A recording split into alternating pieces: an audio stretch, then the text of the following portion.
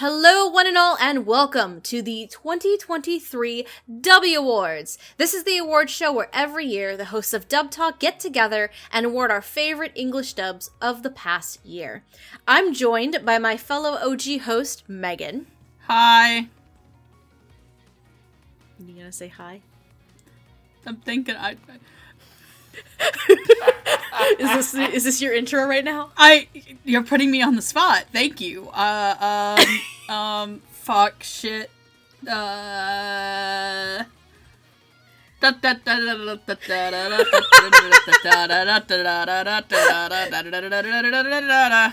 Megan, we've done episodes together for like almost 10 years, and you think you wouldn't have been put on the spot during an intro?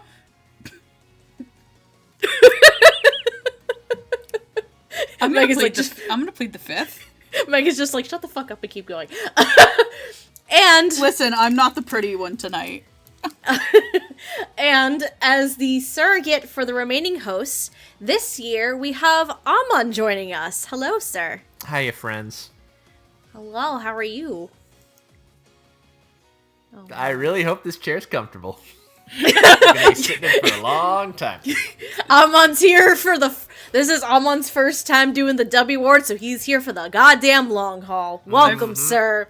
I feel like introducing this would be better if you imagined Amon and I as Arnold Schwarzenegger and Danny DeVito at the Oscars. Giving shit to fucking Michael Keaton. Yeah. Amon, I'm unfortunately tiny and fat, so that means I get to be the penguin.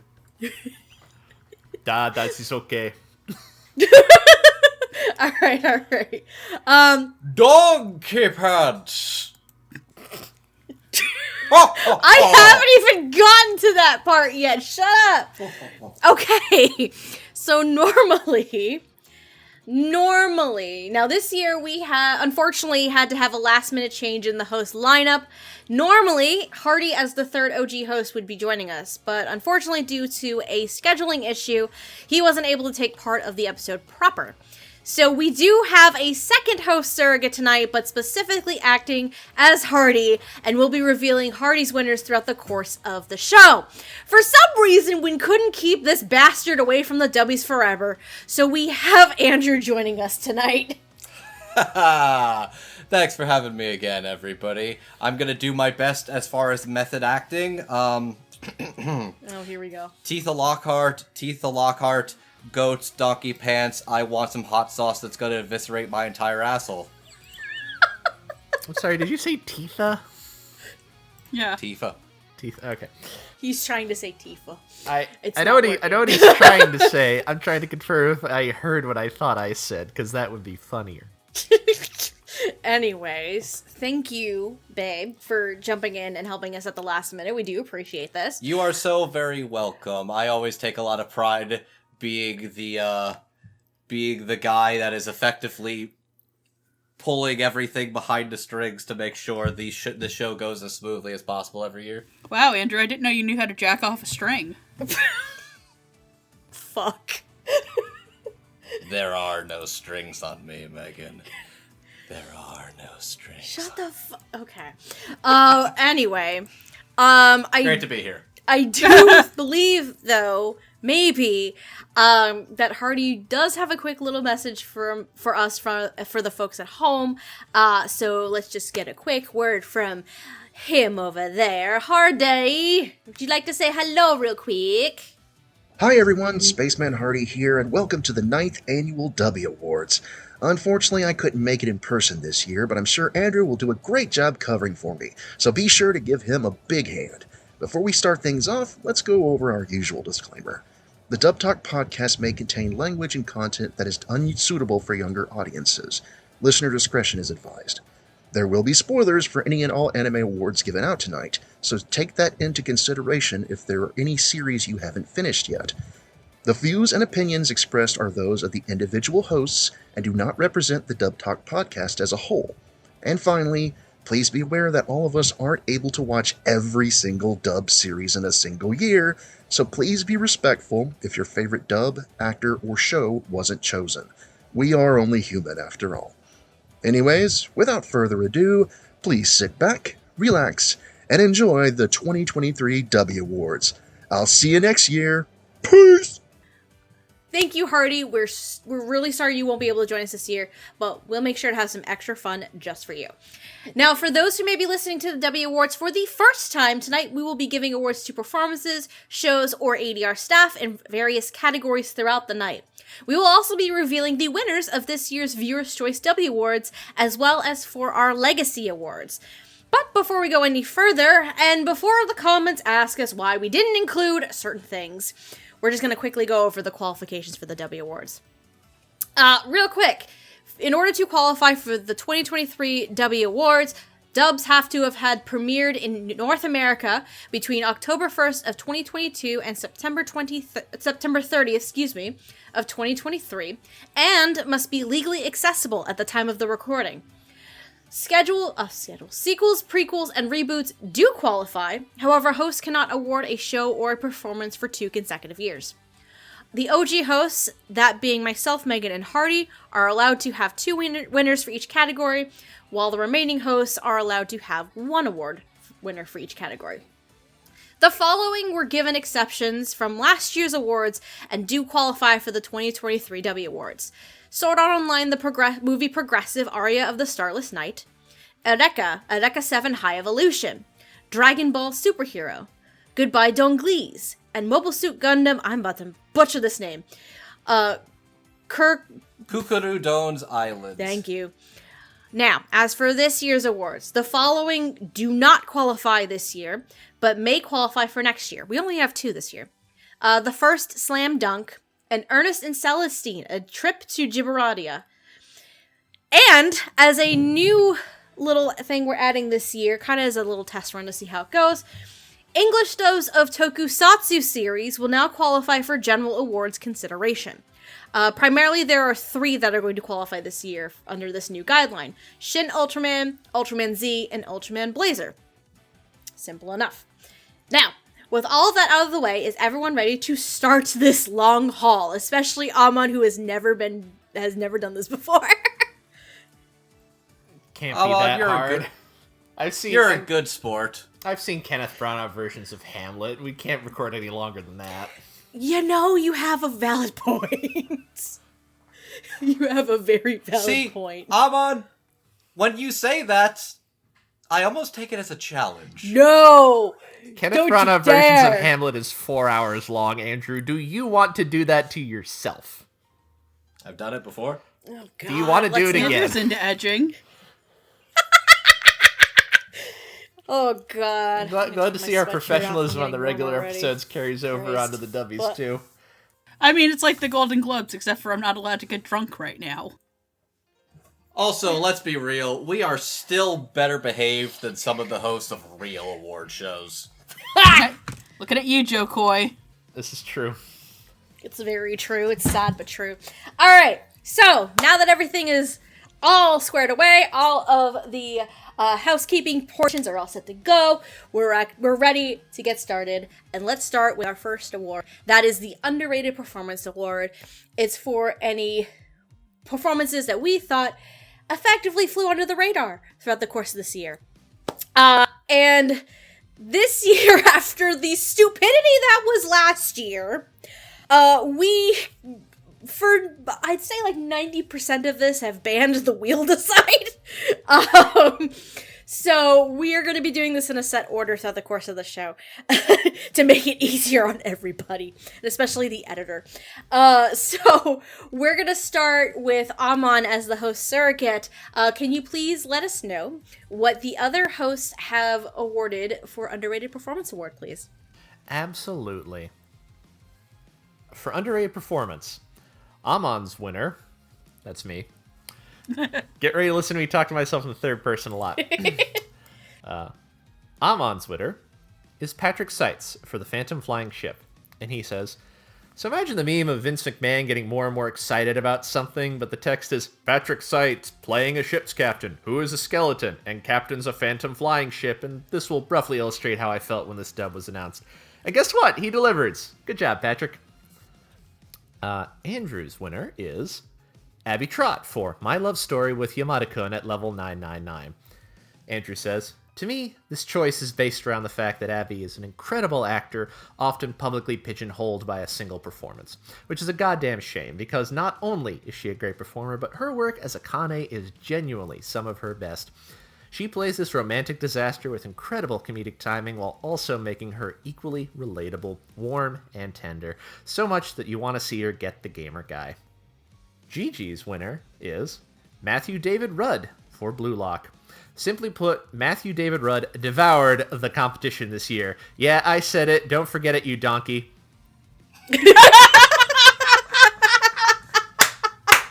I assume this is very funny if you've seen Blue Lock.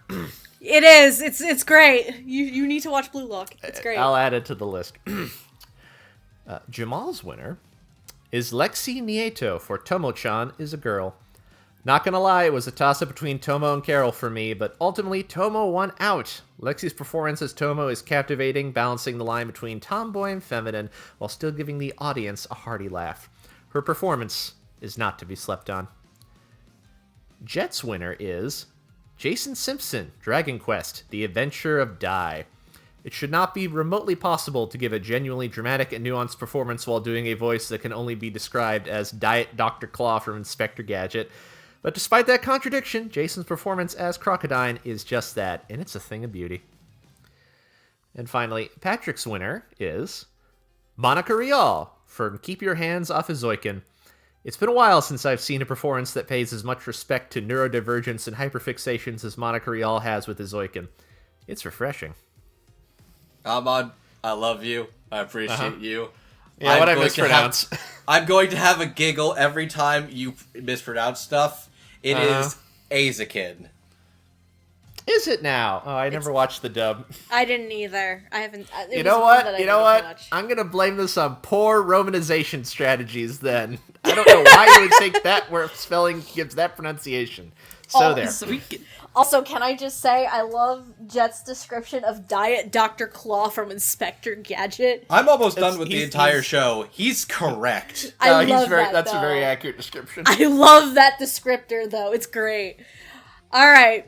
Thank you, Amon, for that.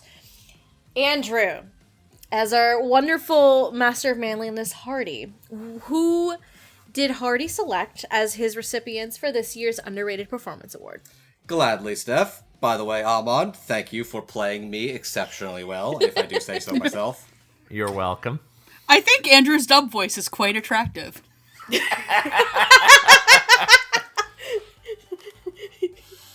Now I must get in character. Oh, here we go. Method actor right now. Donkey pants, donkey pats, teeth a Lockhart, teeth a Lockhart. Goats. Goats, goats, goats. Please just read. So I usually reserve this award for celebrities, but we didn't have that many this year, or at least none of the ones that I personally watched. So instead, I'm going to give this award to two people who I feel are like celebrities in a movie I highly enjoyed. Dragon Ball Super Superhero. For our silver award, it's me, Magenta! Woohoo! Yes, the legendary Charles Martinet makes an appearance in this movie. Even though Magenta doesn't have too much time on the silver screen, come on, it's frickin' Charles Martinet. My only note here for you, Hardy, is while you are correct in that it is the Mario, I would personally say he's more of a Wario myself, if you do say so. And finally, for my Golden Award, I have to give it to not somebody who is red, but somebody who's a little green. The legendary Chris Sabat himself. Not just for his work as the legendary Vegeta, who finally gets to take the win against his rival Goku, but for finally getting to essentially head his very own movie as everybody's favorite green boy Piccolo. Congratulations, my friend. Janice would be quite proud indeed. All right. Thank you for that, Andrew, from our good buddy Hardy. I might have taken a couple of liberties, if I do say so myself. I took a few liberties. Yes. I think I need to spend the entirety of my night working on my irreverent hatred for the city of Nashville to make sure that I am period authentic for this Ladies and performance. gentlemen, this man is attempting to go for the Oscar, don't you know? I'm attempting Settle down, Bradley Cooper. I am going for the Dubbie, thank you. I am going for a dignified award. Let's be for real. Oh. All right. Megan, who are your winners for underrated performance? Cool. I'll start off with my silver award, which is going to go to an actor who has probably been in the game a long time, but I genuinely believe that this year, this was his first lead role. Okay. And that, I gotta find my own Dubbies for a second. I got everybody else's pulled up. Oh no. And that first one is going to go to Ray Hurd as Leonhardt in Sacrificial Princess and the King of Beasts. He's been around for a while. I think Leonhardt is legitimate, like I said, at first lead. From the Beast King to his tender human side, Ray balances Leonhardt's sides too well. I could actually barely believe it was the human side, him on the human side of points, but holy shit, he can play such a wife guy so well. And the way that Ray's performance when he speaks about Serafi, it basically melts me into goo, as, you know, me being the ginormous fucking furry that I am and playing a 7-foot Hrothgar wife guy, I resonated with this performance. Anyway, this performance is, like, stupid good. Please go watch Sacrificial Princess and the King of Beasts. But my other one, and this has been locked in since, I think, early last year, and I think Amon probably might know where I'm going with this. And that's gonna go to Gary Furlong for The Girl from the Other Side. So when you're one of the two main voices in a show, you better nail it. Gary's work as teacher is top-notch and stuck with me for basically the whole year. His Irish accent work is spot on. The highlight of his performance is definitely the monologue he has against Ian Sinclair at the end of episode 3. It was genuinely a highlight of the year and captivated me. Please somehow get Gary in more of your dubs. You won't be disappointed. And seriously, I really like that he could do an older male voice without sounding like a stereotypical teacher old man. But seriously, he is one of two voices in this goddamn show, and he helps carry it. Oh, I can 100% agree with that. I ended up watching this show too, like I think like a month or so ago, and I'm like, I was genuinely impressed with him, to be honest with you.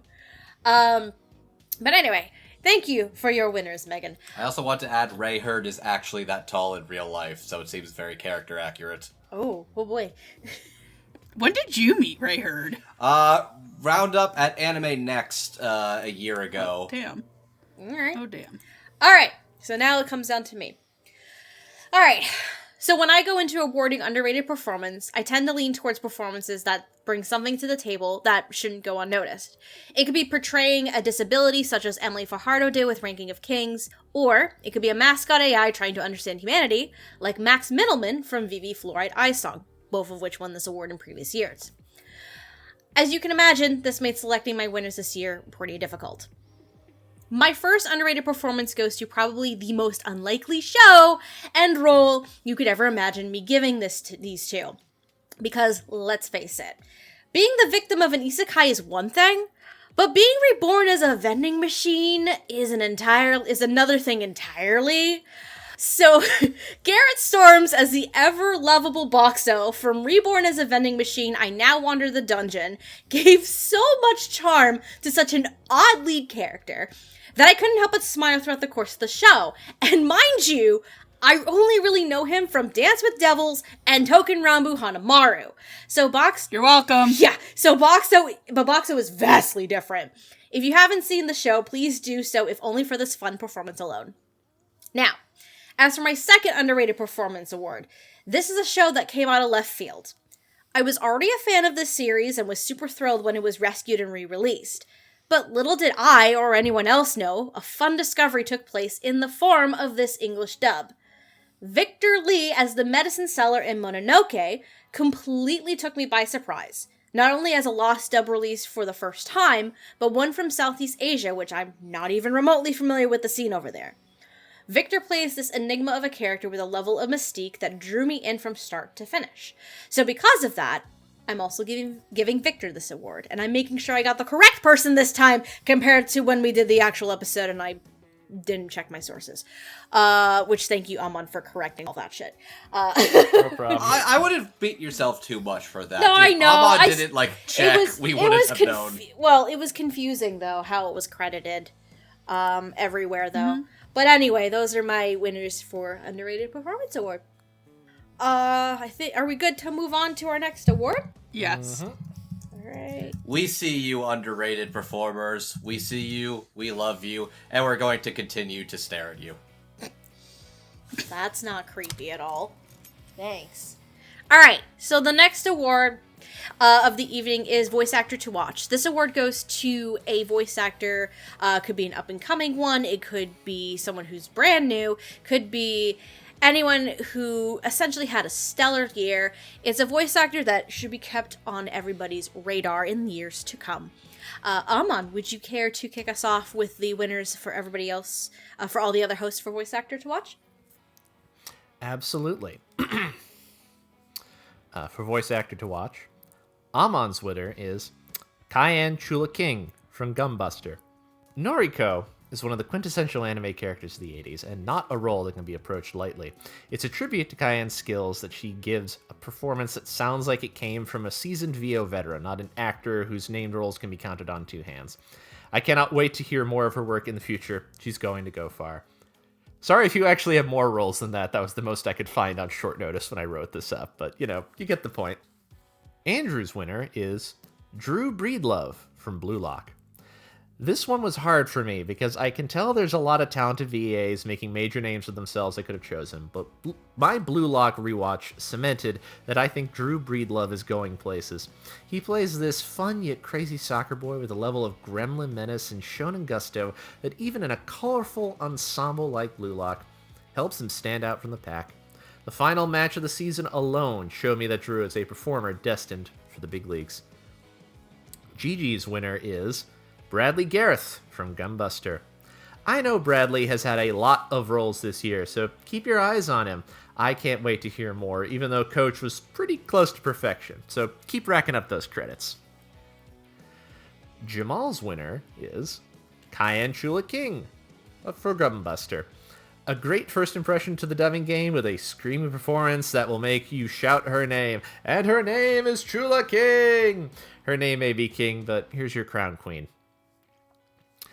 Jet's winner is Jack Stansberry.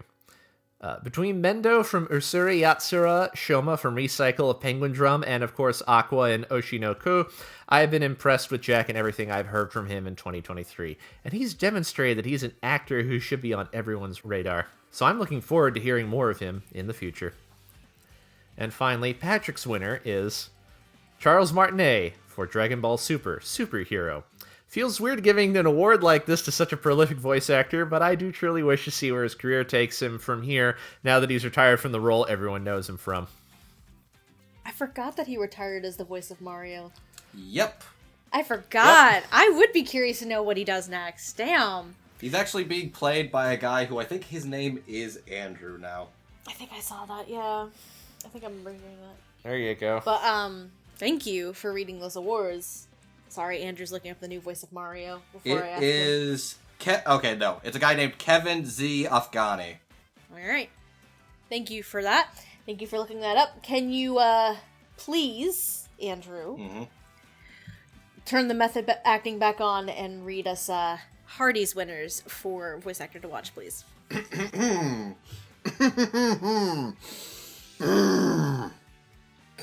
the fuck was that? Thank you, Stephanie. Always a pleasure. Oh, God. For my silver award, I have to give this, once again, to Cayenne Chula King. Not only did they highly impress me with their dominating lead performance in Gunbuster, they gave me hopes to look forward to their performances in the very near and far future. But honestly, there's only one person I could give my gold award to. Someone who has been a friend of the podcast and has supported us since the very beginning. Mainly working behind the scenes until now, this person has just recently broken out into their very first Crunchyroll roles. Even though he has no named roles just yet, it is my greatest honor to give this award for my gold voice actor to watch to Jacob Wilson. Yeah! I look forward to seeing how far he progresses in the future. Oh, hell yeah! I forgot he got to do some things this year. He's got some background roles and Yay! additional credits. You go, my guy. I still think it is extremely... I say this not to put him on blast, because I think it's very funny. Literally stopped being a patron as soon as he got his Golden Boy episode. I'm not even upset. I'm not even upset. Man knew what he wanted, and he's like, my work here is done. I go home.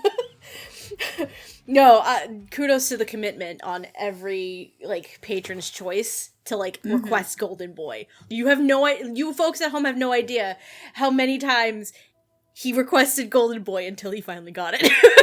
Like, that's commitment, and kudos to you on that one. But for real, Echoing Hardy, congrats, man. Yeah. We're gonna keep an eye on you in the future, too. Oh, hell yeah. Alright, Megan, will you tell us your winners for voice actor to watch? So my first winner for voice actor to watch is going to go to Damien Haas as for My Happy Marriage as Kyoko Kudo. Listen, we do these awards right when the winter season starts. We all know Damon is having a delicious time right now. But let's talk about his first delicious role. Damon plays Kyoko Kudo so deliciously for my ears. It's sexy, a little dorky, threatening, and tender. To play in such a delicate show as your first big anime lead is a lot. Needless to say, I'm glad that his career seems to be heating up as opposed to cooling off. Haha, get it? Because Kudo has fire and ice powers. I think he's got a great future ahead of him. God damn it! Lord. Oh, that's pretty good. That's pretty good. I like how the fucking I like how the fucking ice and fire puns work, but none of the delicious and dungeon jokes. I get it. Oh, no. No, the delicious the delicious ones, they work, but they're not as corny. I went to fucking pun school, and now everybody's like, oh, puns are bad, fuck you! But it's the fire and ice pun that was like, God, that was so corny. Look, you see such a... Well... Bread. Highlights from the eventually upcoming Delicious Dungeon episode. That one really is an if, not... That really That's is a when, not an if. That's a when, not It's an a if. when, not an guys. if, and probably a fight pit to go with it. Christ. Anyway, Megan, continue. So, my other choice is going to go to Tom Laughlin for Sacrificial Princess and the King of Beasts. First of all, I would like to ask somebody to please pull the stick out of Anubis' ass. Second, Tom's performance is a scheming jackal bent on repaying his king and protecting him is a great introduction to his acting skills. Tom can play as Anubis as both threatening and a complete dork, so please make sure you watch your episode previews because they're hilarious.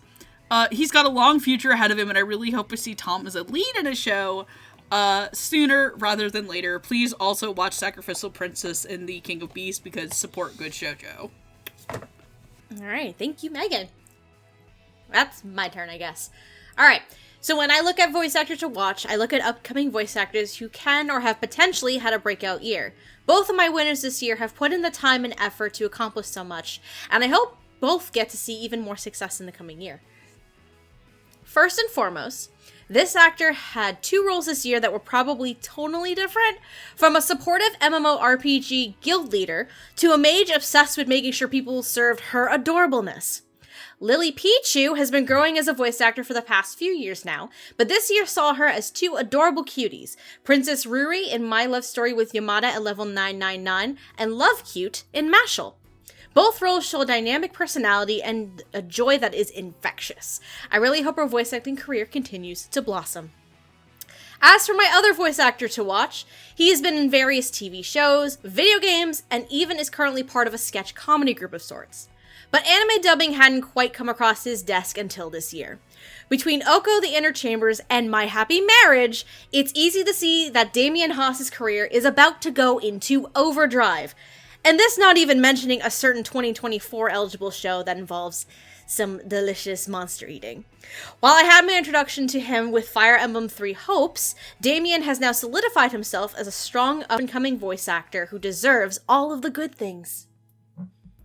So, Man, we're all just practically drooling at the buffet that's to come, aren't we? oh my god. Talk about a We're gonna fun show. We're gonna have a pit fight over that one, aren't we? Oh, unfortunately, that's gonna be a fucking fight, bro. It's basically going to be the equivalent of a street brawl in a Waffle House parking lot. Pretty much. Alright. Our next award. I hope y'all are hungry, boys and girls. And I made sure to ask Hardy before recording this what kind of deliciousness we're going into this year. He has suggested and asked, well, he has suggested that this year we get some glazed spiral cut for our Golden Ham Award. Ooh, exotic. So the Golden Ham Award is an award where you can take the campiest, most scene-chewing, scene-stealing performances, and you can just give them this award. That's effectively what this is. All right, Amon, could you tell us, please, the winners for the other hosts for Golden Ham? Certainly, just give me a minute. I have to get my ham voice out. Oh, Treat your family to the delicious taste of authentic Irish ham. There we go. Oh, perfect. yes! Can we have him back next year, too? Oh, absolutely. Anyways, the award for Golden Ham. Amon's winner is Landon McDonald for Chainsaw Man. Now, come on, everybody. I want you to say with me now. The future rules. The future rules. Come on, say it with me. The future rules. Yeah. Love that guy. Oh, I can't wait for more Landon in Chainsaw Man. It's gonna be great until it isn't. Anyways, back to the award. Andrew's winner for Golden Ham is Sarah Wiedenheft in Chainsaw Man. One of the funniest things to bring up about Power is that Tatsuki Fujimoto's biggest influence for her was Eric Cartman. I mention this because that is the exact way to describe how Sarah Wiedenheft plays. Am I pronouncing her name right? I don't remember how it's I think it's pronounced. Wiedenheft, but I kind of like Fine. the way you're pronouncing it either way, too. Anyways, I mention this because that is the exact way to describe how Sarah Wiedenheft plays her. Power is like a Shakespearean goblin if they were a bratty kid sister that breaks all your toys and makes a mess in the living room, and Sarah captures all that energy and chews that delicious golden ham thrice over. Sorry, I need a drink of water. You're good. Oh, trust me, I've done this before. Every time you're like, oh, this shouldn't be too hard, and then you're like, fuck. I need more water. You start talking to the mic, and it's like, was my mouth this dry before I started? Yeah. Oh, dear. Anyways, Gigi's winner is Derek Snow for Blue Lock. While this award goes to Ego, Derek's had a great year, especially when it comes to nerds. He slayed as nerds this year, dear God. Jamal's winner is Major Attaway for One Piece. I actually had to look up if that was the actor or the character because it's been long enough since I've engaged in One Piece that I honestly wasn't sure. I'll admit, I haven't caught up on One Piece. Shocker, I know. When I first heard Major Attaway as Queen, his performance had me a zoomin', and my toes a-tappin' with all the funk. Bless. I think the exact cadence you're looking for is zoomin', zoomin', zoomin', zoomin', zoomin', zoomin', zoomin', zoomin'. There you go. I just have one thing to say about that. Yeah? You ain't never had a ham like me. Thanks, Jeannie. Thanks, Jeannie. Ah, that's good. That's good. Jet's winner is Brian Drummond for Dragon Quest: The Adventure of Dai. It's been many years since Brian Drummond played Vegeta in the Ocean dub of DBZ, but his performance as Green Vegeta, Hadlar, carries the same spirit and gives the performance all the energy and perpetual ham of an 80s supervillain while still being genuinely well acted. And finally, Patrick's winner is Lucian Dodge for Jujutsu Kaisen Season 2. Being able to play such a malicious being with almost childlike glee gives me goosebumps. For as we know, you can also use ham for evil. This is true. Mm-hmm. Like throwing a slice of ham on your cat and watching them, recoil in disgust. You have weird hobbies, Andrew. Is that what you do to our cat when I'm at work? No, I'm just thinking of all those videos where somebody throws a slice of cheese on top of a cat's face. That's the thought. And they're like, "Arr!" I figured that would be similar with a slice of ham, Oh but then God. be like, ooh, tasty. They might enjoy the ham more than the cheese. They probably would. Anyway, thank you, Amon.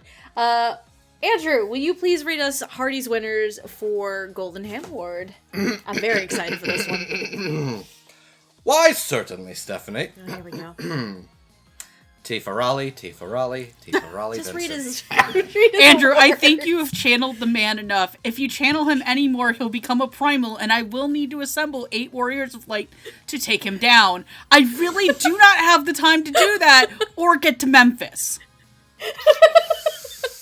Or the money to get to Memphis. You make a good point. Pretty much every major character in the dub of Zom 100 could be eligible for my Silver Award for the Golden Ham, but I'm gonna go with our old pal Xander Mobus as Ryuzaki. The man simply oozes charisma and charm from his perpetually naked body that is just like glaze on a spiral cut ham.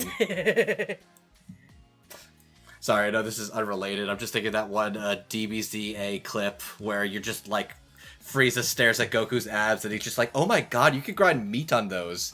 I imagine that's kind of the similar energy with Ryuzaki's naked body. Kensho? Oh my god. For my Gold Award, I have to give it to one Ryan Colt Levy as Denji in Chainsaw Man. The way he's able to go from an utterly depressed boy to shouting out gleefully about having a roof over his head and getting to enjoy the simple things, like jam and toast, shows he's capable of pulling off a roller coaster of emotions at the drop of a hat. And you know what's pretty good for cutting very thick, delicious, juicy ham? Oh god damn it. Chainsaw! Chainsaw! Chainsaw! Chainsaw. I'm gonna smack you in a second. The way that here. Andrew is going, he is not going to get salami as a little treat later. You know what? Worth. God. Alright. Thank you, Andrew. Megan, can you tell us your winners for Golden Ham Award, please? So my first winner is for Derek Snow in More Than a Married Couple, Less Than Lovers. There's a few Dereks I could have put here this year between Ego, Trigun Stampede as the, oh god, what the fuck is that character's name? Oh, one of the Nebraska brothers. Yeah, the little short Nebraska brother where he sounded like Tom fucking Kenny. Yeah. But I had to go with his character in More Than a Married Lover Than Less Than, that show. I then put in my thing, instead of putting the show's name, I put in My Happy Marriage, which would have been a completely different fucking show. Derek That's plays it very all different. over, from Karibos to indirects kisses with the homies. He never fails to be like some 90s sitcom husband stuck in a Japanese teenager's body. And for my Golden Ham Award, I have my other one. I just have 3 words. Ow! My balls! It's actually, ow, I think I scraped my balls, but ow, my balls is because Patrick and I went to Disney last week as of the time of this recording, and as we were on Expedition Everest and we hit the first lift hill, the guy behind us in the ride just goes, ow, my balls! Xander puts on a performance that can just steal the scene sometimes. Then again, his character is a comedian. From stripping down to distract a shark zombie to literally diving in shit to save a girl, his character never failed to make me smile. In fact, I actually wheezed the first time I saw how he survived, because he survived the zombie apocalypse by being in the bondage room. Yeah, that's right, he did. So thanks, Xander, for all the great laughs. Hashtag release the butthole cut bug films. Fuck. Oh, God, alright. Thank you, Megan, for that. Alright, my turn. Alright, the Golden Ham Award is certainly an award, huh? You take a show on a roll, give it to an actor, and they just go and turn it up to 11 in an instant. That's basically what sums up this award in a nutshell. So, which hungry bitches got their fill this year? Now, I like cocky sons of bitches like some other folks, but when you take that sort of trope, add magic, and the belief you are the main character, well, you got the one and only Dot Barrett from MASHL. What Ben Diskin was able to do was take Dot, make him a kind of self-centered jackass, but also make him as charming as a Yakuza guy. Or maybe it's like an overpowered shonen protagonist who's hot stuff. Oh, well, you get the picture. But what's extra special about Ben's Dot is he's able to humble him in the most scene-chewing of ways. The high energy, the attitude, the confidence, and even the humility all make for a delicious feast for the senses. As for my other Golden Ham Award, if you watched a recent episode, you may recall how this performance chewed the scenery, went back for seconds, ate those, and when nothing was left, he then proceeded to bulldoze his way through even more scenery to chew. And while I considered another performance of his that probably would have boosted his ego, at the end of the day, I cannot deny that Derek Snow was probably one of the funniest parts of More Than a Married Couple, but Not Lovers. Kamo doesn't know the first thing about how to woo a lady, nor does he remotely know how a woman's mind even works. And this creates the most amazing bits and moments that flex Derek's comedic chops. Backed by Macy and Johnson's script, Derek took the show and ran off with it, never to return again, and that's fine by me. I was gonna say, did he regurgitate out his performance like a bird fading its baby birds? No! Come, feast my children. Oh my god. Remember, you don't pay me, so I can say stupid shit on recording. I know. That's the spirit. That's the spirit. Alright, so all some fantastic, delicious hammy performances. Alright, so we ready to move on to our next award, I'm assuming? Yes. Perfect. Alright, the next award we're going to be doling out is for the Best Ensemble Cast. It's really self-explanatory. This is for a show where the ensemble cast just kind of worked very, very well cohesively, and were just standouts throughout the course of the year. Amon, would you care to give us the other host winners for Best Ensemble, please? Absolutely. First up, Amon's winner for Best Ensemble is Chainsaw Man. It is impossible for me to pick a standout moment for the entire ensemble of Chainsaw Man, although Denji telling Himino that no, power is always like that ranks pretty high. See also Kubeni screaming I know what you are at Power and Arai, etc., etc., etc. Andrew's winner is Blue Lock. You know what? Sports anime are packed full of a lot of characters that support the narrative and convey growth through team spirit. But what if every sports boy was secretly a hungry animal lying in wait to devour their teammates and become top dog? That's the energy of the cast of Blue Lock, and in that same vein, every single performance is trying to push through and stand out as the main character or Asagi's boyfriend. And they all come together to deliver an exceptional chemical reaction with one another. Sorry, there's a lot of caps lock coming up, so maybe turn down your episode if you're listening. Oh no! I also like the way you say Isagi like Usagi, like he's Sailor Moon. It could be Usagi or Jimbo, you don't know. I'd watch that rabbit play soccer, that'd be great. Gigi's winner for Best Ensemble is Blue Lock. You try to pick just one boy, and you can't. They are all the greatest, and you end up with the 5 best boys. And wow, I just love the whole cast of Blue Lock so much. I'm typing this all in caps. Ah! Thank you, Gigi. Gigi, I love you. I like the way that your mic kind of disappeared into the void on that one. He peeked on the mic and cut him off. You know what that reminded me of, Amon? What? Have you ever seen the Sungwon Cho video about him reading the Tumblr tags? I don't know exactly if I've seen that one, dude. Or link it, I guess. I'm gonna link it to you. All right. Next. Jamal's winner is Heavenly Delusion. In doing due diligence editing the Dub Talk episode, I learned that there was a lot of non-binary VAs in this dub, Asura included. The amount of representation involved for a dub like Heavenly Delusion is well worth it. Jet's winner is Dragon Quest: The Adventure of Dai. In the modern dubbing landscape, it's easy to overlook anything done outside the usual dubbing hubs of LA and Texas, but this dub is a reminder that the folks at Ocean can still put out great work and put together a cast that has all the energy and charm of your favorite action cartoon from your childhood. It's extremely delightful, and all the actors deserve nothing but praise. And finally, Patrick's winner is Chainsaw Man. Mike McFarlane had to fight to get the cast he wanted for this show, and the effort shows with slick choices and performances that seamlessly blend together despite being from two states. Thank you. All right. Thank you very much for those. I'm sorry, I was trying not to, if you heard me making noises, I decided to make this stupid idea to watch it in the background as Amon read, and I fucking started dying. That's a terrible idea. I'm not funnier than Sungwon Cho, I know that. You are in our hearts, buddy. That's very sweet of you, but no, I'm not. Oh, Lord. All right. Thank you for that.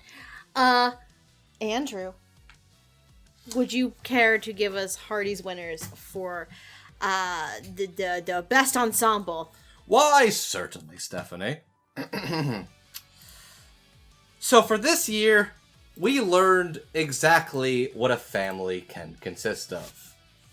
An overworked rugby-playing salaryman, a club host with a penchant for stripping, a walking tactical encyclopedia and a tube top, and a blonde-haired German Japanophile with a samurai sword. Zom 100 has some of the craziest characters, and Zeno Robinson, Xander Mobus, Abby Trott, and Laura Post do their best at bringing them to life. However, for my Golden Award, while we have a lot of great casts across a lot of great dubs, I think the most bang for their buck that was sadly overlooked was Hell's Paradise. From solid performances from Alejandro Saab, Marissa Duran, and Jill Harris, to surprise knockouts from Phil Parson and Reagan Murdoch, to Ian Sinclair and Michelle Rojas single-handedly taking on no less than 4 characters each, there's a little bit of something for everyone here to enjoy. Alright. Thank you for that. Megan, will you give us your winners for Best Ensemble, please? Alrighty. My first choice for Best Ensemble is going to mimic one of Hardy's, and that is also for Zom 100 Bucket List of the Dead. Zom 100 has some of the most fun casting this year. The core quartet of Zeno, Abby, Xander, and Laura have just so much chemistry on each other. And the secondary cast sounds so well integrated, from Jameson Price as the world's worst boss, to the actual giga-brain-ass casting of Bryce Papenbrook as Higurashi. Even one episodes wonders like Xanthi Wynn can steal your heart. And add to Zom's mix of blood, guts, nudity, and laugh. And again, please release the butthole cut. I wish to see Kencho's booty hole. And his pee-pee, too. Oh, Jesus Christ. But my gold winner for Best Ensemble Cast, or I guess, my other choice, is Gunbuster. Please get used to the Gunbuster praise. This cast fucking rules. It's a mix of rookie and up-and-coming talent, mixed with veteran talent. Marissa's risk on casting Kian as Noriko worked out. Alexander Yashtok's Young was a mix of cocky and heartfelt. I literally could not even tell that was Crystal Laporte? Bradley as Coach? Chef's kiss. Literally not a single bad performance in the show. And I can't forget Melissa as Amino. I would die to hear anyone cast in this more. Also, Melissa gets bonus points. I know you're a cat girl in Final Fantasy XIV. Nice. Alright, thank you for that. My turn for Best Ensemble. Alright, Best Ensemble to me, a lot of the time, is a show that relies more on the whole rather than the individual. Now, to be fair, my 2 award winners this year also have an individual performance that wins an award from me later on. However, it's the sum of its parts that makes it stand out even more in my eyes. First, we're going 3 for 3. Let's talk about Zom 100 Bucket List of the Dead. Under Bill Millsap's direction, our main group of survivors, Zeno Robinson, Abby Trott, Xander Mobus, and Laura Post, bring together this fun, positive energy that is pretty much never seen in any kind of zombie apocalyptic title. The kooky nature of this group dynamic brings together these unlikely people to live life to the fullest until the day they become brain-eating zombies. There's so much joy and heart to this cast, and they work with each other so well that they more than deserve this award. As for my second ensemble award, it's one thing to try and be able to manage a massive cast and characters. It's another thing entirely when you generally have newer voice actors in major roles alongside staples of the industry. So when you have a madman like Jonathan Rigg at the helm of a show like Blue Lock, you start to understand the undertaking. With Jordan Dash Cruz and Kevin Thilwell acting as assistant directors, Blue Lock's cast was able to create this magically cohesive show where the name of the game is showing off your ego.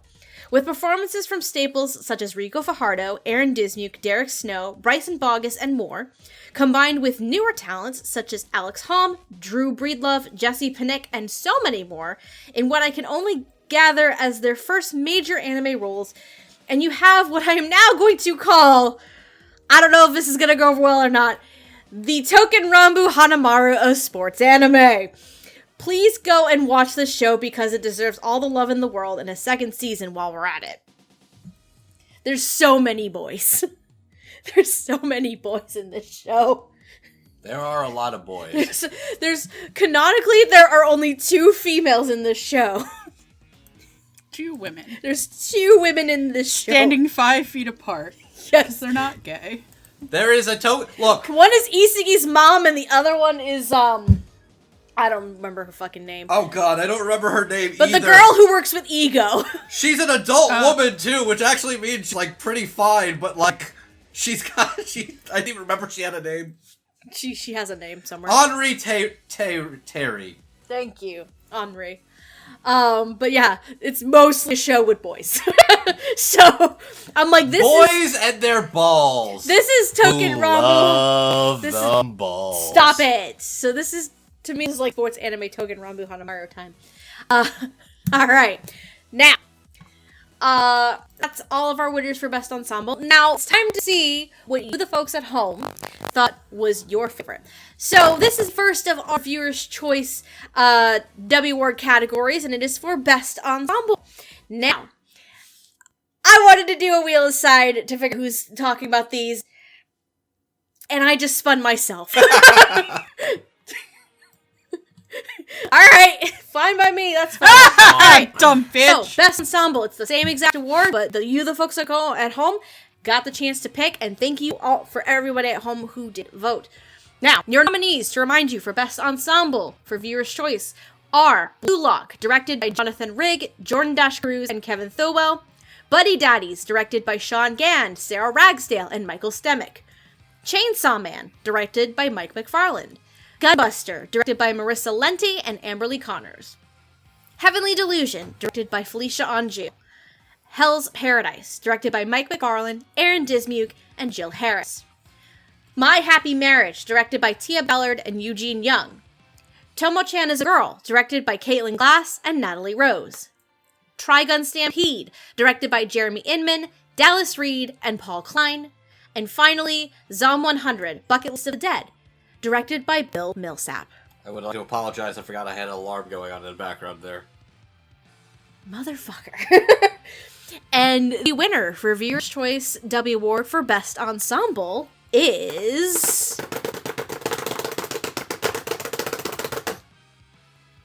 Chainsaw Man, directed by Mike McFarland. Hey! Hey! Congratulations to the team of the crew at Chainsaw Man! Cast and crew. Phenomenal. Woo! Yay.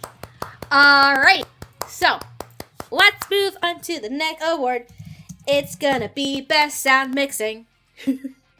That sounds like a good idea. Yes.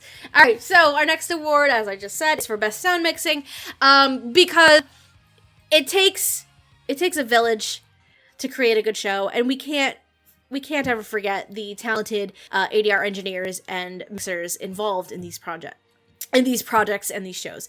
So this award is specifically designed for them.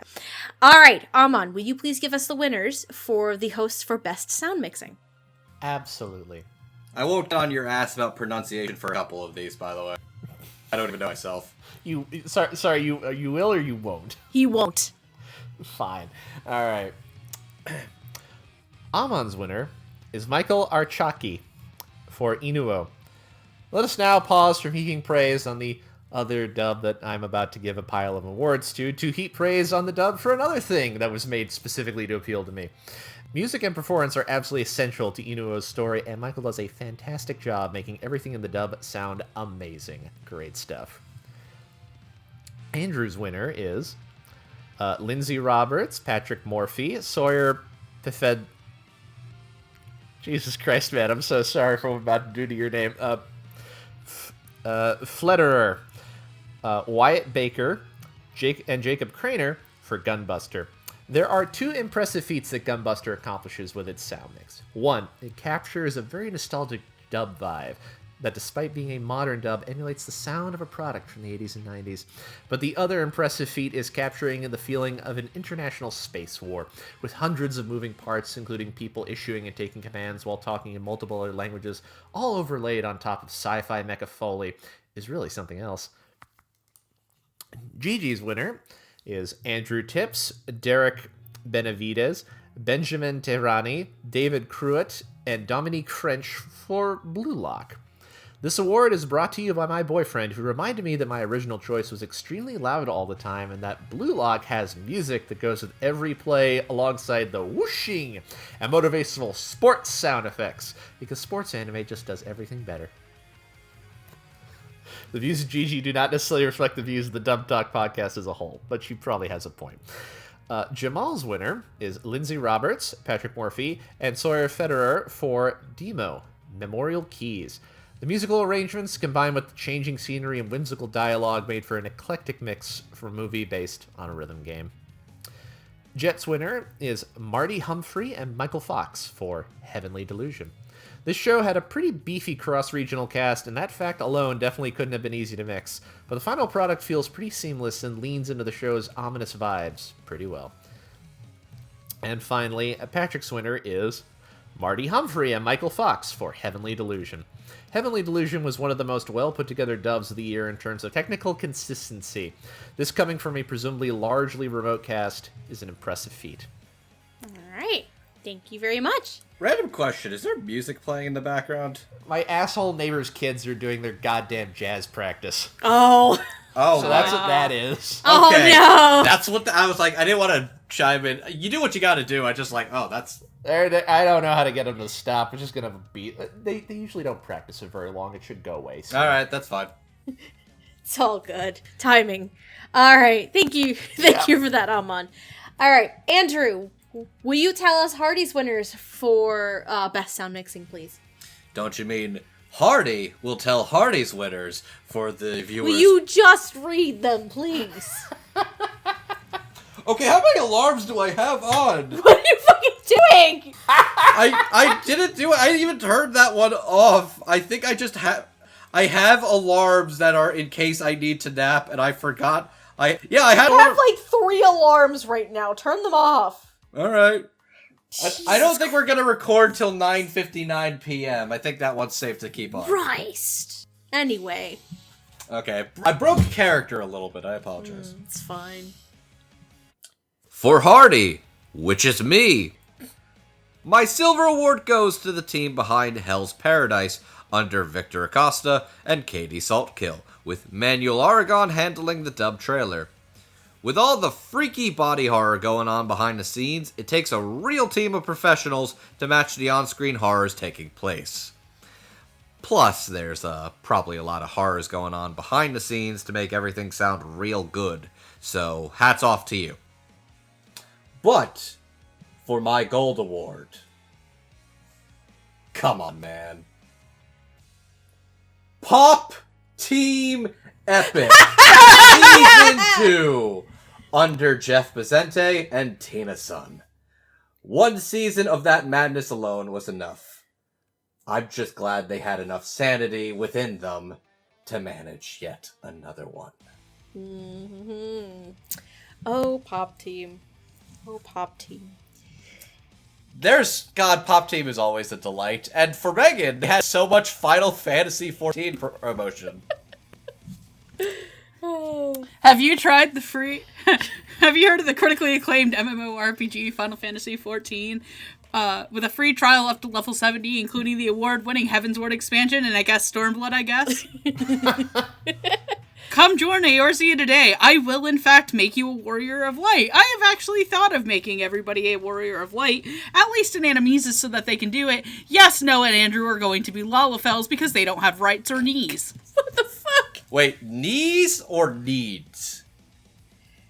Knees as in joints. I took them in the war. She's calling you short, Andrew. I took them in the war.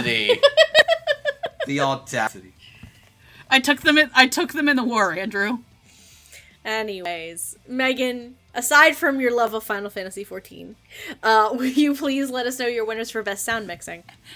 I hope everybody knows I do have an actual personality outside of that game. I don't believe you. Could have fooled me. That's why I took your knees in the war, piss boy. Damn it. Anyway. So my first sound mixing is going to go also to Michael or Jackie for Inuo. I have to give this my award for the almost seamless transition from the English dubs to the singing. Many of you would knock it for no dub songs, but you can shut your mouths. Avu-chan fucking rules. But the fact the transition of voices doesn't feel off, that's when there's two languages over each other, and it doesn't sound like blended baby food is a feat. NYAV Post always rocks it. And my other award is going to go to Lindsay Roberts, Patrick Morphy, Sawyer P. I'm sorry, dude. I'm not going to say your last name. I'm very sorry. Wyatt Baker and Jacob Craner for Gunbuster. Listen, there's a lot to say here. Bar none, dubs from Soundhadas and Discotheque are a dream team combo. The fact that the team could put a dub from the 2020s onto a show from 1988 and not have it sound like someone shouting into a trash can is a miracle. Everything in this dub had weight. You felt the impact of the guttural screams. 10 out of 10, no notes. All right. Well said. Thank you. All right. So, that leaves me, I guess. For best sound mixing, I always seem to lean towards projects that have something a little extra to them, whether it's music related or just weird noises. A dub is only as good as its mix, so it's always fun to highlight this generally thankless job. First, let's start with one of the more unique OVAs I saw this year, The Girl from the Other Side. This little gem takes on a unique story and shows us both the good in people but also the dark side of humanity. What ADR engineer Zachary Davis and mix engineer Matt Grounds were able to accomplish with this one is just as mystifying as the show itself. Just look at what was accomplished with Ian Sinclair, as he voices dozens of outsiders and how each one was as unique and haunting as last. This OVA is severely underrated in and of itself, so please go and give it a gander. You'll be finished in like an hour, so it's that quick, so just trust me. Now, if you've been living under a rock this past year, you probably missed the insanity that is Chainsaw Man. Everything about this show's mix is just downright amazing, from the quiet moments to the many interesting sounding devils we meet along the way. Manuel Aragon, Jeff Benense, and Stevie Ray Krieger created this fucked up world of devils that made folks stay glued to the screens. While the directing, writing, and performances are usually the standouts at times like these, this is a classic case where it could all have come apart in an instant without the engineers to bring all the pieces together. Yep. Those are my winners, so woohoo! Well said. Alright, so now it's time to move on to some individual performances. First up, we got Best Supporting Performance in a Dub for a Comedy. It's self-explanatory. So this goes to a performance in a supporting role in a comedy or comedy-adjacent series. Amon, would you do us the honor of letting us know the winners for the other hosts for this category, please? Absolutely. Amon's winner is Teresa Zimmerman for Akiba Maid War. It's rare that you get a female character in an anime who's allowed to be truly and sincerely the most pathetic character in the entire story, and it's even rarer for that to be a source of comedy rather than drama. The cafe manager, who has a real name that I don't remember and isn't important, is one of those rare examples, and Teresa really does put her all into nailing it. You will spend 12 episodes wondering how this loser survived this long in the rough and tumble maid world of Akihabara without getting herself killed. Peak comedy. Yasuko Yagashi. Maybe the fail girliest of fail girls. Like, how did you last this long, lady? You are not good at any of this. Anyways. Andrew's winner is Jade Saxton for Tomo-chan is a Girl. Tomo-chan is a great rom-com that is absolutely carried by its supporting side characters. Misuzu especially. She's one of the funniest characters in the show, and Jade captures her dry wit, snarky attitude, and gloomy mean girl persona that never fails to make me laugh my ass off. Just imagine to yourself, what if Saki Hanajima from Fruits Basket cyberbullied everyone who messed with her friends?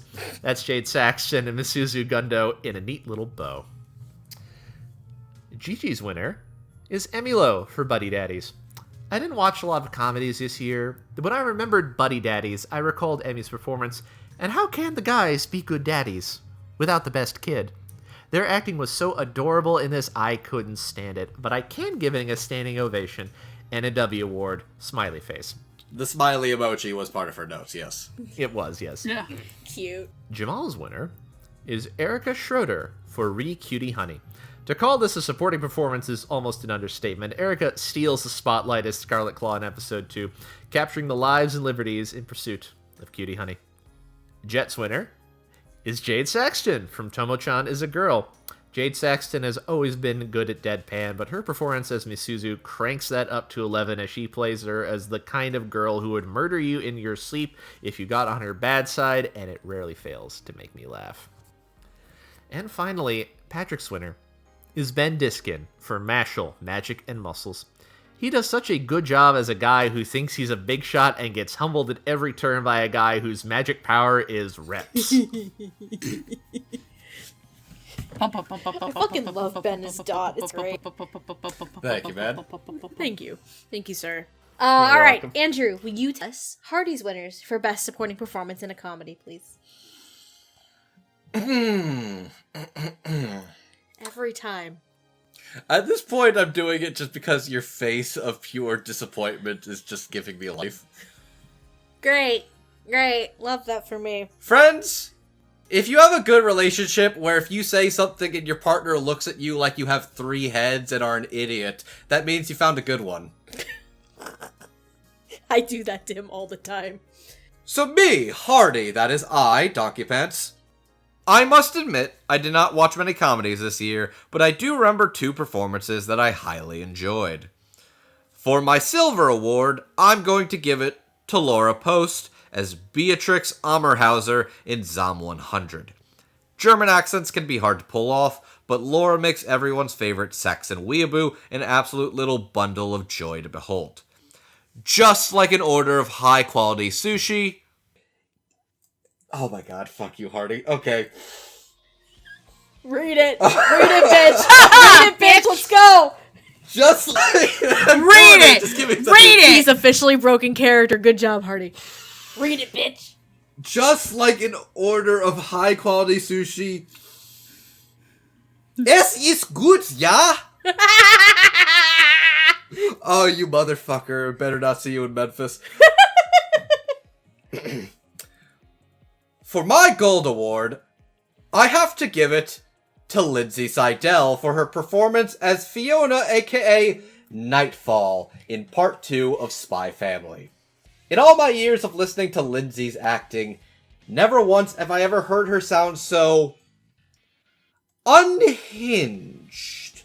Many props to her and her extremely entertaining performance. Best of luck to you on getting rid of that nasty Yorforger and claiming Twilight as your own. All right. Thank you. Motherfucker made me talk German, I swear to God. I mean, I'm impressed. I'm impressed at the commitment. I'm just like, oh, you son of a bitch. Das gut. Das Boot. All right. Thank you. Thank you, babe. All right, Megan. Can you let us know your winners for Best Supporting Performance in a Dub for Comedy, please? Sure. So, one of my choices is also going to be for Erica Schroeder and Re Cutie Honey as Scarlet Claw. Erica the Stow Shield. I can read my own writing, guys.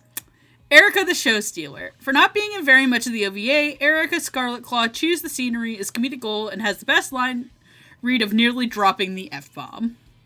Despite a lot of us maybe knowing her for her past work, her renaissance in these last few years has been a treat, and God, I love this fucking tiny asshole gremlin. I would watch an entire show of Scarlet Claw being a fucking menace if it meant more from Erica Schroeder. And my gold support for a comedy, I think a couple of people might know what this is, but I feel like this is actually going to kind of come out of left field, is for Bryce Papenbrook in Zom 100 Bucket List. Okay, yep. I love it. I owe whoever made this choice a beer. Bryce is known for his shonen leads. To have him play the evil Nega Akira in Higurashi is some galaxy brain shit. It's so creepy, misanthropic, and sometimes hammy. Of course, Bryce nails the dramatics too, but God, there is something about this absolute loser asshole who did it to himself that Bryce nails. Please let Bryce do more work like this. Bless. Fucking bless. I'm going to be real. I want to do a Zom 100 episode, and spoiler alert, Bryce is my favorite performance in the whole show. That's strong fighting words there. I love it. Which is weird, because I also really love Seno as Kira. Oh, boy. I'm definitely all for figuring out who could do a Zob episode after. That one also might be a fight pit, let's be real. I need life to calm down a little. We can also advertise it since it's on Toonami next week. Hey! Go watch Zom 100 if you haven't yet. It's great. You ever think about how weird it is that there's an anime named after a Jack Nicholson, Morgan Freeman movie? Yeah. My favorite thing I learned is apparently, do you want to know what the author of that manga's, like, one of his favorite zombie movies is? Do tell. What? It's Zombieland. That doesn't shock me. I'm not surprised. That makes sense. Yeah. That's probably why I like tracks. the show so much, because I love Zombieland, the first love Zombieland movie. I love Zombieland. That strong tracks. poor flat bastard to that series. That tracks. That- Oh my god. That makes the most perfect sense. Oh my yeah. god, I love it. Alright. I'm sorry, I'm never ever going to get over the scene of Woody Harrelson crying and just wiping his tears with the money.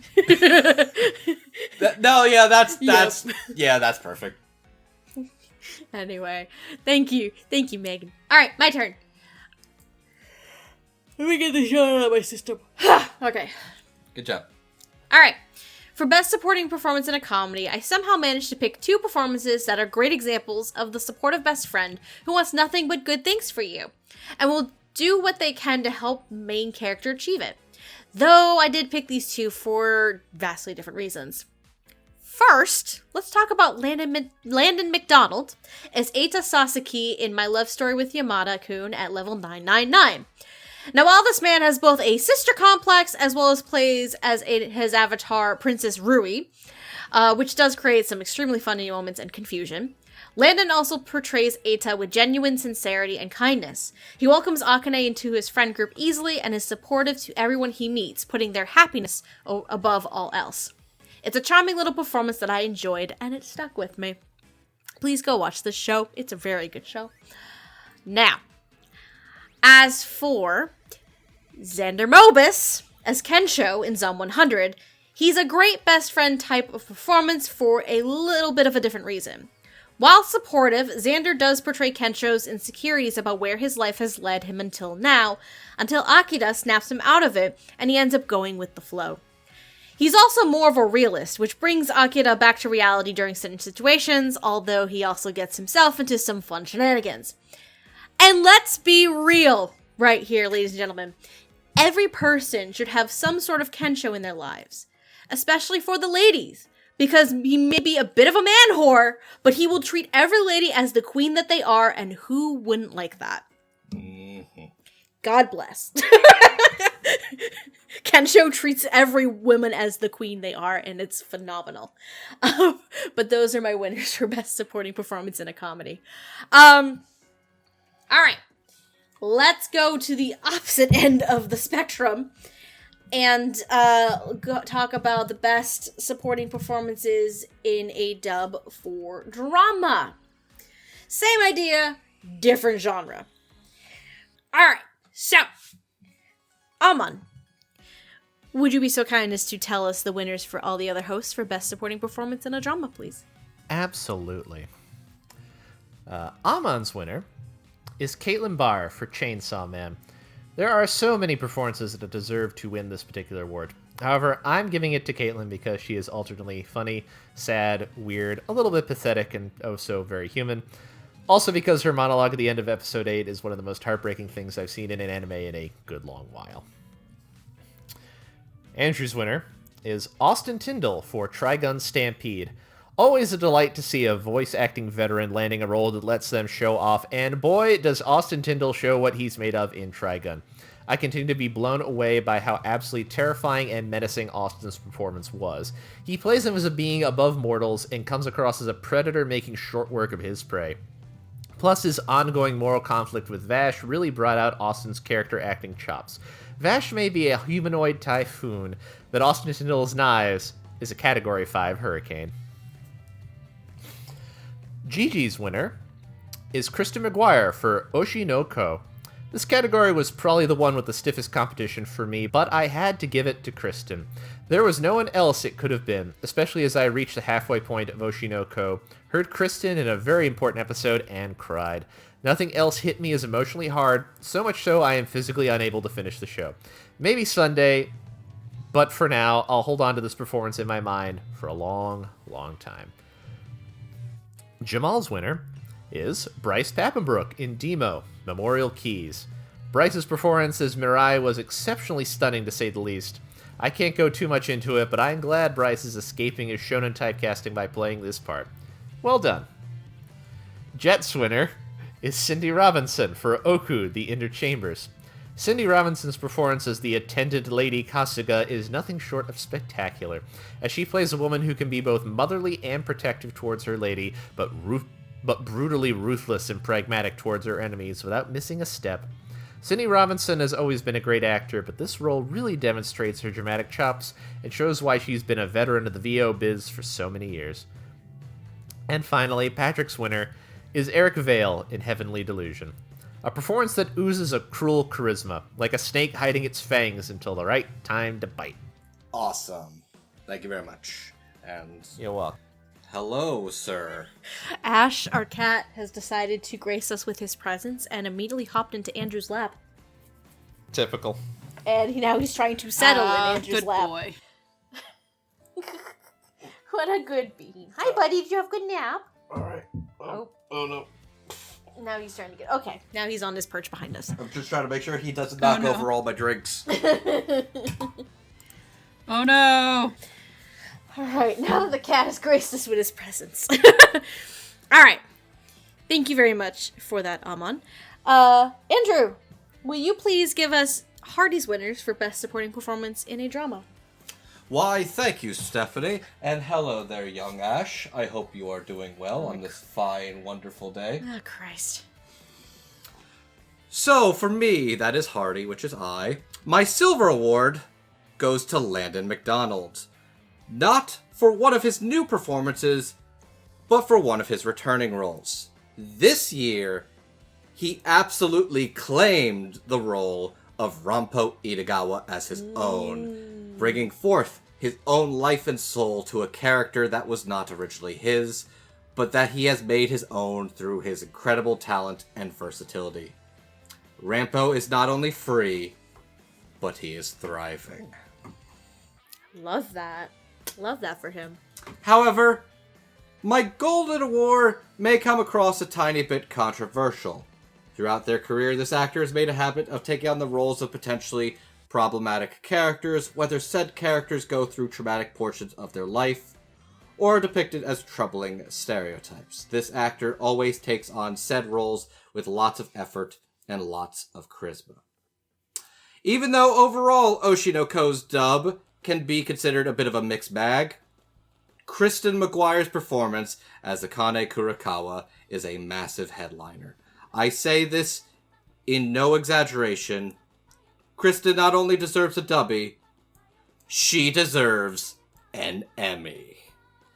Ooh. Bold words. That's strong words, my good sir. Mm-hmm. Bold words from our go-to goat man. Thank you, Hardy. Thank you, sir. I'm gonna pet my cat now. So, I hope you mean the one on the tree and not the one in Steph's pants. Oh, that's for later. Damn it, he used the Una reverse on me. I know how to play your game, motherfucker. That's it. That's it. You're losing your wrists too. Darn. I mean, that's what All toys right, are for. Is it my turn? Oh, Jesus. God damn it! Fuck! Double Uno reverse! Fucking quit. Y'all are bad. Anyway, before we lose the plot of this entire show, Megan, will you please tell us your winners for Best Supporting Performance in a Drama? So prior to this year, I had not really heard this person's work.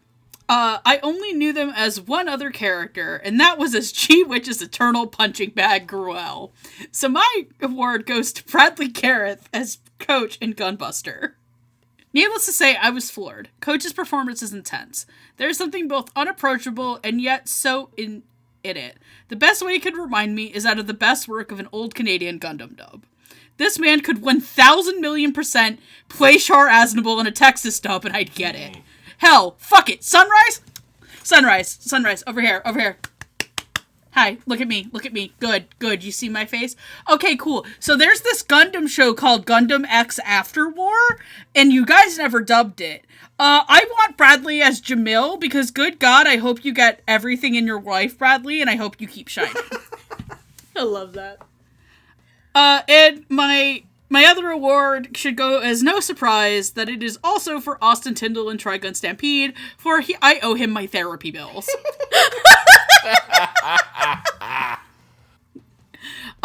Austin's Knives performance is chilling, engaging, and stepping into some big shoes.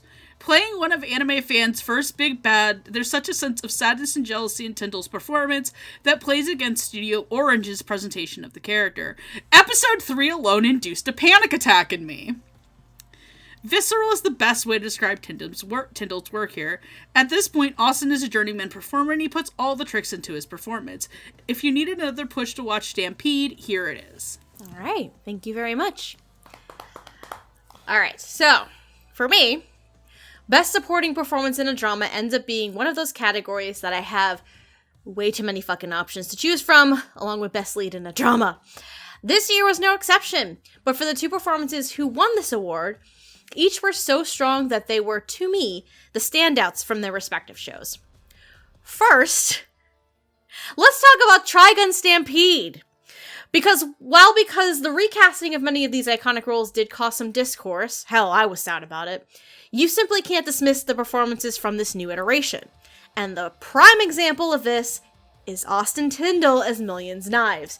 His interpretation of the character is one with what he sees as good intentions, but also acts as this mysterious, ethereal being because he's trying to play God.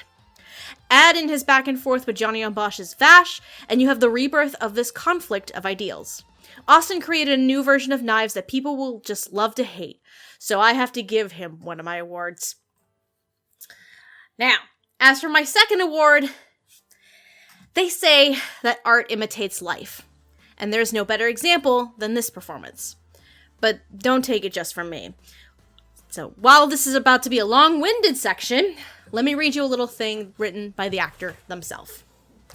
I went to LA to see a specialist doctor who works specifically with voice actors. From her, I learned my condition was called muscle tension dysphonia, and I gained a treatment plan plus an assurance my vocal cords themselves were not damaged. Thanks to that, I eventually reached a point where normal conversation was no longer painful. So, whistling innocuously, I used a foot to edge my hat back into the ring as an actor. Almost immediately, Jonathan Rigg cast me in Blue Lock. My first thought was relief that the character was quiet. Short sentences, vague moodiness. This I can do. But Jonathan didn't cast me for my super cool emo voice. He cast me because he noticed something that a lot of casting directors have in the last few years. Actors often do their best work when the experiences of the characters they play parallel their own. And oh boy, Gigi and I have some parallels. For those who are unaware, in spring of 2022, Aaron Dismuke let the world know he needed to step back from voice acting for a while because of overusing his voice to the point where he developed muscle tension dysphonia, which is a condition he was able to recover from, but if he were to overexert again, he could potentially cause more permanent damage. Now take Blue Lock's Gigi, who also has a similar story where because of a torn ACL, he's scared to go all out because of the risk of further damage that could cause the end of his soccer career. I know I've been talking about genuine performances so far all night, but Aaron's performance just seemed like the most genuine and real because of the connection he has to Chigiri. All I will say is that scream of success after Chigiri went all out was probably the most cathartic moment that Aaron's ever had. Well said. Well said. Mm-hmm. Yep. So those are my 2 winners for Best Supporting Performance in a Drama. Now, why don't we talk about another set of supporting performances? It's time to find out the winner of the Viewer's Choice Dubbie Award for Best Supporting Performance. I'm going to take myself out of this wheel so I don't accidentally give myself again. So, this time, we're going to have... If I can do stuff. The wheel is deciding, so bear with me. It's me. It's gonna be Andrew this time around. Andrew, will you please read us the nominees? Hey, it's my first time talking. The rest of it's been Hardy. Ah, Jesus Christ. Will you please read us the nominees for Best Supporting Performance in a Dub? Certainly, Stephanie. Our nominees for Best Supporting Performance in a Dub this year go to Caitlin Barr, Chainsaw Man, Ben Diskin, Mashal, Magic and Muscles, Aaron Dismuke, Blue Lock, Bradley Gareth, Gunbuster, Jill Harris, Hell's Paradise, Elizabeth Maxwell, Mobile Suit Gundam, The Witch from Mercury, Kristen McGuire, Oshinoko, Jade Saxton, Tomo-chan is a Girl, Lindsay Seidel, Spy Family Part 2, and Austin Tyndall, Trigun Stampede. And your winner for the Viewer's Choice Award for Best Supporting Performance in the Dub is... Give me a drum roll, please. Austin Tyndall, Trigun Stampede! Woo! Woo! Well done, sir. Hell yeah. Knives. Knives. What's it? I guess you could say... God, what's the name of the big sister? No. Shh. What? What sister? What's the name of the sister from Trigun that Emily Fajardo plays? I don't know. Never mind. Ren? Sorry, this take too long. Do your bit. Yeah. No. I'm gonna save my bit for later. I forgot that I actually wrote in a joke. So. But yeah, congratulations to you, Mr. Tyndall. Hell yeah. Well deserved. Thank you, my good sir. Let's move on to our next award, which I can never 100% get it right, but if I am correct, it needs a name change anyway. Yes, it is the Jesse James Grill Award for voice acting. Fuck yeah, it is! Because it's, I think the argument is like, is it Jesse or is it Ian? I'm pretty sure it's Jesse. It's Jesse, but it was inspired by Ian. That's what it was. Because, okay. It's time to do this story once a year. They're both in the new Vinland Saga dub in Texas. Also true. Anyway, story goes that once upon a time, a little 10 years younger baby Megan, who was not actually a baby, watched a little anime called Carnival and couldn't tell the difference between Ian Sinclair and Black Magic and J. Michael Tatum, for they had switched archetypes for the dub. Mm-hmm. And then Jesse James Grilly just put our entire Jesse James Grilly out there. For Blood Blockade Battlefront. And that was the end of that. And many other shows. We call it the Grissy. No. Do not insult Jesse like this, you bastard. Besides that, it's the Mamussy. It is the Mussy, yes. Damn it! It's the Mimussy. Fuck you all. Alright, the Jesse James... Mim would say it to herself! Mim would say it to herself, so I have no room to argue. Don't you fucking shame me for being into Mimussy. Fuck. We We love you, Jesse. So yes, the Jesse James Graley Award for voice acting Black Magic, where the actor has to effectively sell their fucking soul to the demon, to a demon of some sort, to get a kind of performance that that came out of it. Or sometimes it's an unrecognizable performance that nobody could fucking figure out. Anyway. It's basically the I can't believe it's X award. I can't believe it's not butter. Sorry, that's what came to my head. Amon, you know the exact thing that came to my mind when Steph said I can't believe it's not butter? What? I have some liquid for your popcorn, and it's non-dairy. Jesus Christ.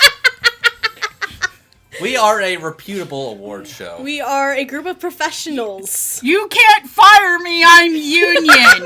That union is the union of me, myself, and I. Fuck you, bitch. Alright, anyway. I pay dues to myself. It's called paying off my student loans. Oh, no! That's a mood. That's a mood. Side note, John Oliver did a segment about student loans on Last Week Tonight, and I watched it the other night, and it was very good. Anyway. John Oliver, please pay off my student loans. John Oliver, please pay off my student loans as well. John Oliver, please pay off my student loans. I will commission you rat porn. Anyway. Black magic. Anyway, some black magic. Amon, can you please tell us the host's winners for Voice Acting Black Magic Award, please? I will try. For Voice Acting Black Magic, first up, Amon's winner is Bradley Gareth for Tempuru. Now, longtime listeners will know that I am terrible at this award. I can't pick out what the fuck anyone's supposed to sound like. It is not a skill I have. So instead, I'm going to give a inverse example, if that makes sense. Okay. I don't know a good sense of what Bradley's range is to know if this is what his normal voice sounds like, but it is extremely funny to me that he uses approximately the same voice for the extremely cool Top Gun-esque military guy he plays in Gunbuster, as he does for the poor put-upon sap he plays in a stupid harem comedy like Tempuru, and it works perfectly for both of them. So he gets the award. Congratulations, Bradley. Andrew's winner, Monica Rial for Keep Your Hands Off Ezoiken. There are a lot of technical, critical terms I can use to say how one of the most iconic anime VAs for 3 decades now is still able to surprise audiences and fans of her work to show she's still got it. I'll choose not to say that and instead paint a picture for you. Monica Rial as Midori Asakusa sounds like what if she got cast to play Ash Ketchum in Pokemon. It's incredible. Gigi's winner is Ryan Colt Levy for My Happy Marriage. Look, he plays 2 characters in this show, one of which is the best character, Fight Me, and both of them sound completely different. Ryan, know that you not only won this Dubbie Award, but you also won the Best Anime Voice Actor Headshot Award. Everyone else take note. Editor's note, please add my favorite headshot of all time. You know the one. And you at home who watch our episodes should also know the one by this point. Both because it is currently on screen and because obviously you watched our previous episodes. You know the one we're talking about. And if you don't, look at the screen, dummy. We at the Dub Talk Podcast like to reward viewers for continuing to listen to us. I remember the first time I saw that headshot, I'm like, damn. That's a great headshot. Good for you. No, Are we talking about Ryan Colt Levy's yes, headshot? I need to know which one this is, because I feel like I should know. It's one where he's in a library looking like he's a fine, refined scholar of something that I can Oh, barely wrap my yeah, head the around. one that It's we the normally greatest use. headshot everyone's It's ever that one. taken. Yes, that one, of course. Jamal's winner is Kaylee McKee for Re Cutie Honey. Kaylee plays both halves of Black Claw literally and figuratively well. She differentiates between the two using a masculine range and feminine range to get both halves of Black Claw across. I honestly had a hard time believing it was the same person, but sure enough, it was. Jet's winner is Monica Rial for Keep Your Hands Off Ezoiken. I've listened to dozens, if not potentially hundreds, of different Monica Rial performances at this point, and I can often point her out pretty easily when I hear her. So I was absolutely floored by her performance as Midori Asakusa. She plays her with a kind of raspy bass I've never heard for one of Monica's roles before, and manages to make it work. And finally, Patrick's winner is Kristen McGuire for Oshinoko. This award is less for significant changes in a person's voice and more for playing a character who goes through the ringer with tact and respect, including handling topics that hit incredibly close to home. All right. Thank you for that. All right, Andrew. could you please let us know Hardy's winners for voice acting Black Magic? Donkey Punch! Oh god, here we go. I've cast a spell to get back into character. Thank you, everybody. I hope you've missed me so. The spell was actually just lining up 6 chicken wings from B-dubs into a circle. And then snorting them. Ooh. You know, I didn't know you mastered the advanced technique of the circle snort. Hardy, I am so sorry. I am so sorry for this. Call him Hoover because he's sucking it up. okay. Oh no. All right, Anyway. back at it. Back at it. God. At the Krispy Kreme. Hardy. For voice acting Black Magic. You know, it shouldn't surprise me at this point just how versatile of an actor Bryce Papenbrook is. Yet even so, hearing him as Higurashi in Zom 100 really goes to show how far he can stretch his voice. It just goes to show that he's just as good at voicing an evil incel shithead as he is Kirito or an Eren Yeager. Side note, this is Andrew talking. Eren Yeager's already an evil incel shithead. Let's be fucking for real. Yes. And genocidal. Yeah, genocidal. For good measure. But for my gold award, though, once again, I gotta give it to Ryan Colt Levy as Denji Chainsaw Man. In Denji's devil form, the man is capable of creating noises I did not think were humanly possible until this point. For a relative newcomer, this just goes to show how much rage he has already achieved. Alright. I'm sorry, every time somebody calls Denji Chainsaw Man, I immediately think about people calling the Doctor Doctor Who. Like, it's not Doctor. What are you eating? Shinya, no. Shinya, no, we do not eat things off the floor, you little fucker. Shinya, no.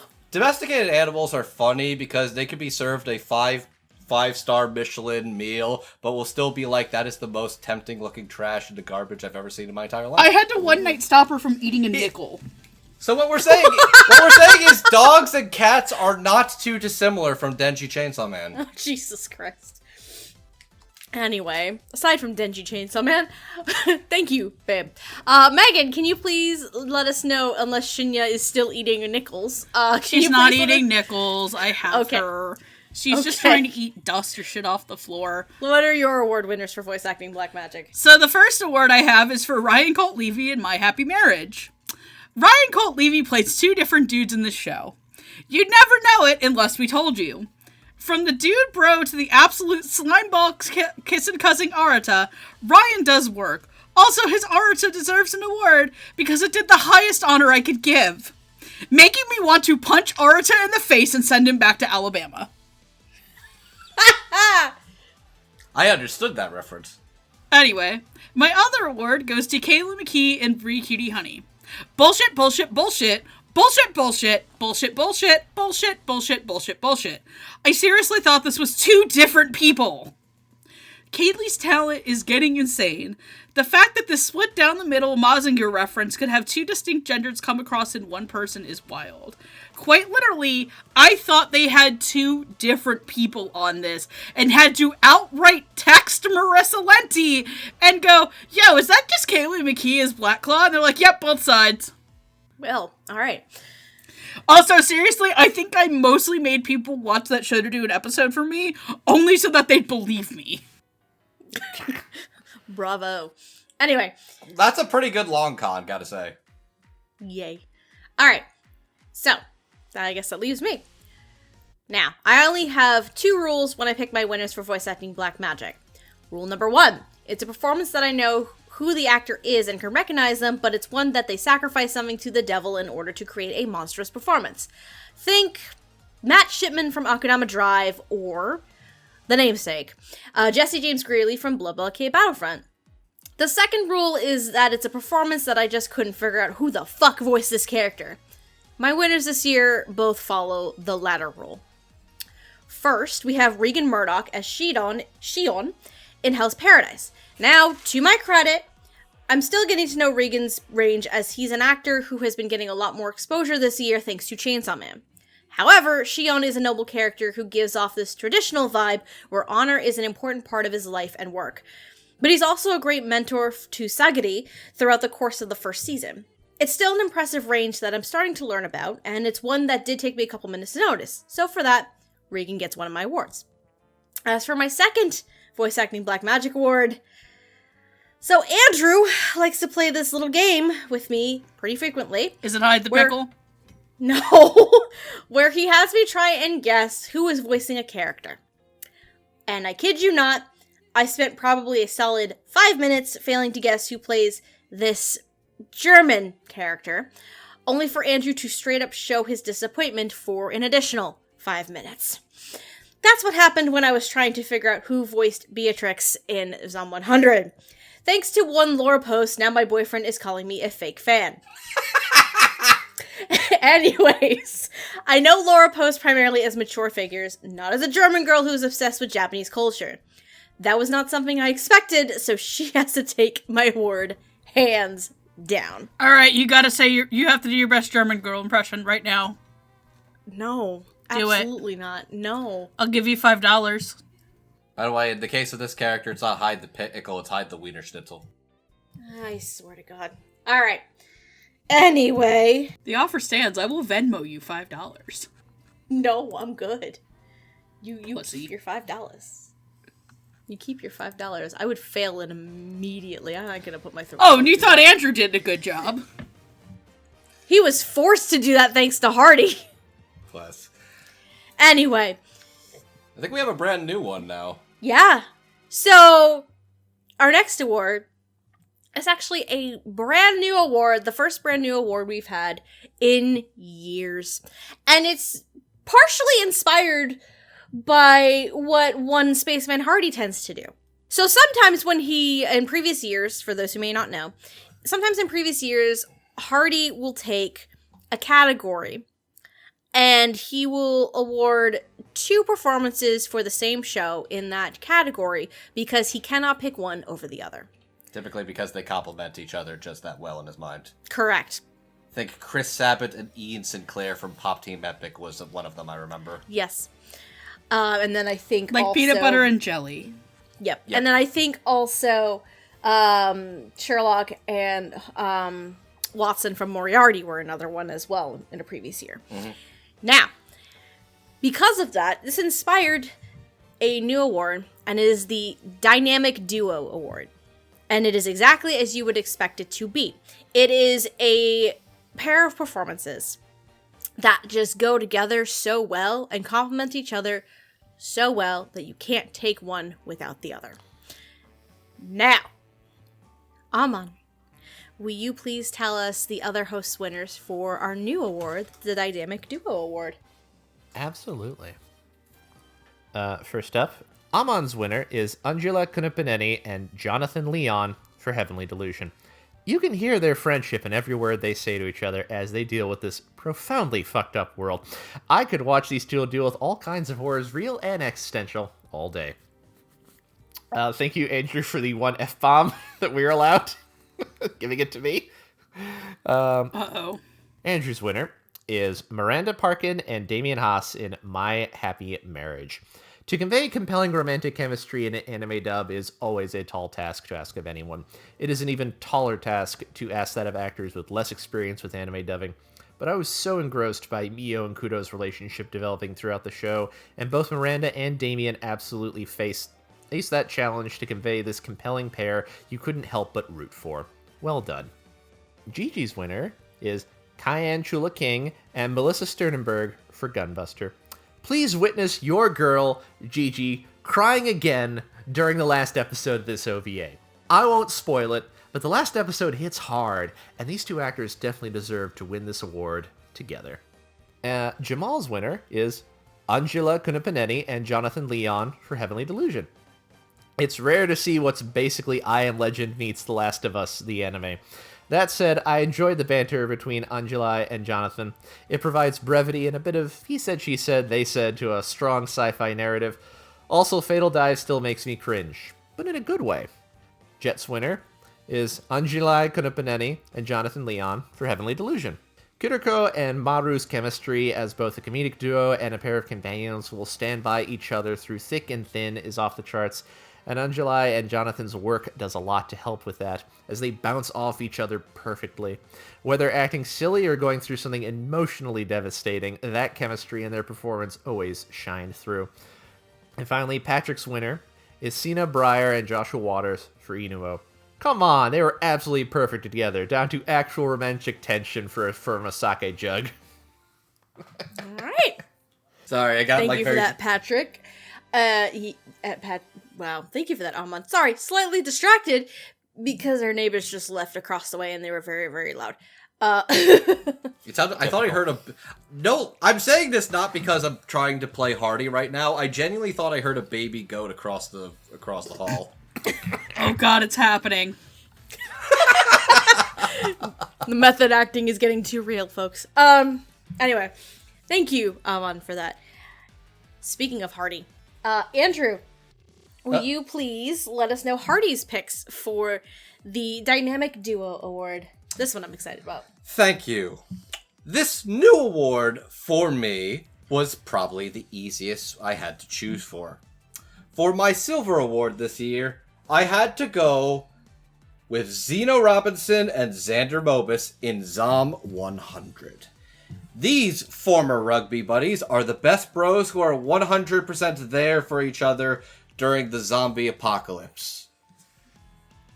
But, even then, for my gold award, there was no competition. It had to be Landon McDonald and David Matranga for Buddy Daddies. These two dumbass assassins turned adopted daddies absolutely stole the show and brought a genuine feeling to the series, one that absolutely cannot be compared to any other duo this season. Aww. All right, thank you for that. Megan. So my first award, because I don't do gold and silver, I just do them both together, is going to go to Gary Furlong and Sarah Wiedenhoff from The Girl from the Other Side. Having an entire dub hinge on 2 performances is a lot. Gary and Sarah made it sound so easy. Great accent work, great contrasting voices. They make the storybook animation come alive with their work. And it's even more technical when you realize that they comprise a majority of the speaking lines in the show. This one is completely selfish for me, and I'm doing it because they are absolutely fucking adorable together. And that is going to go to Christian Eros and Lizette Monique Diaz as Sai and Klops in Sacrificial Princess and the Demon King. They are absolutely adorable together. You cannot have Sai without Klops. And these adorable little mascots are brought to life by Christian and Lizette's creature voices. They are so cute. Fuck it, my award, my choice. I want plushies of these two that I can hug and make them talk, but only if Christian and Lizette were doing the voices. And they are genuinely some of the best comedy work when they are put into a trio with Brittany Lauda's Ahmet. They are unstoppable. Also, I would die for you, Ahmet, Sacrificial Princess. All right. Thank you for that. Now, going into this new award, I had a whopping 15 contenders for Dynamic Duo, all of which showed me that there was no way you could have one performance without the other. But in deciding on the winners, I wanted to showcase and award the performances that brought something to the table that showed not only the strength of the individual, but the connection that they have with each other. My first dynamic duo is AJ Beckles and Adam MacArthur as Takamichi and Chifuyu in Tokyo Revengers, the Christmas Showdown arc. After the events of the first season, they not only show a mutual respect for each other, but also a camaraderie that extends far beyond friendship or found family. While AJ's performance shows Takamichi's courageous yet sometimes desperate attempts to change the future, Adam's Chifuyu is able to bring the time traveler back to reality, reminding him that at the end of the day, we need to enjoy all this. For those reasons and so much more, AJ and Adam take my first Dynamic Duo award. As for my second Dynamic Duo, this became almost a near instant lock after seeing the show. Romance shows can be tricky to manage, and also, let's be real, you've likely seen every single type of romantic couple under the sun. Being able to nurture a relationship from scratch and let it bloom naturally can sometimes take tender love and care. But what's even more impressive is when your lead romantic couple are fresh faces in the English dub scene. For Miranda Parkin and Damian Haas, My Happy Marriage is one of the most enchanting and real romances that I have seen in a very long time, and one that allowed their performances to grow just as their characters did. I'm looking forward to seeing what awaits Saimori and Kudo, and by extension, Miranda and Damian, in the future. Well said. Alright. Now, our next award is the first of our 2 Legacy Awards. We have, I think this is the 3rd or 4th year we've done this? 4th year, I think, we've done this award. We have our Unsung Hero Award. This award is specific to a individual who is in the anime dubbing industry, does not necessarily mean it's a voice actor, who has had, who was able to, what's the best way to describe this? Basically, somebody who's a big figure behind the scenes that isn't as recognized or notarized for their much deserving work. Thank you. And for this year's Unsung Hero Award, we actually have brought on a special guest because of the significance of who our recipient is. So, without further ado, let's have Logan introduce the winner and the recipient of this year's Unsung Hero Award. Robert Woodhead. What can you even say that truly covers the importance he holds to the Western anime industry, both past and present? If you don't know his name, you should. For the last 36 years, Robert and Animego have been responsible for introducing countless fans to evergreen titles like Bubblegum Crisis, Kimagure Orange Road, and Urusei Yatsura, just to name a few. Animego were among the first to deliver anime to fans in its original unadapted form in an official legal way, and in doing so, changed the face of anime in the West for the better. Along with his past victories, Robert's forward-thinking nature has seen Animego's continued success, with their Kickstarter campaigns bringing in nearly $1.5 million and creating fantastic collector's edition Blu-rays of fan-favorite titles. His efforts even helped uncover buried treasures, including the original films for many titles once thought lost, including the much-beloved Project A-ko. Robert even invited the very fans backing his projects in to assist with production, joining the lovingly titled Sausage Factory to see how things really work behind the scenes, with some of those fans, myself included, going on to work in the broader anime industry. Robert Woodhead gave us that foot in the door. As he begins his move to retire and leaves Animego in the hands of some of the very fans that grew up with his earliest releases, Robert Woodhead's mark on the industry will always be a permanent reminder of his place as one of anime's unsung heroes. I think I speak for many when I say that both fans and industry itself owe him a debt of gratitude for showing us what a real fan-forward company is like.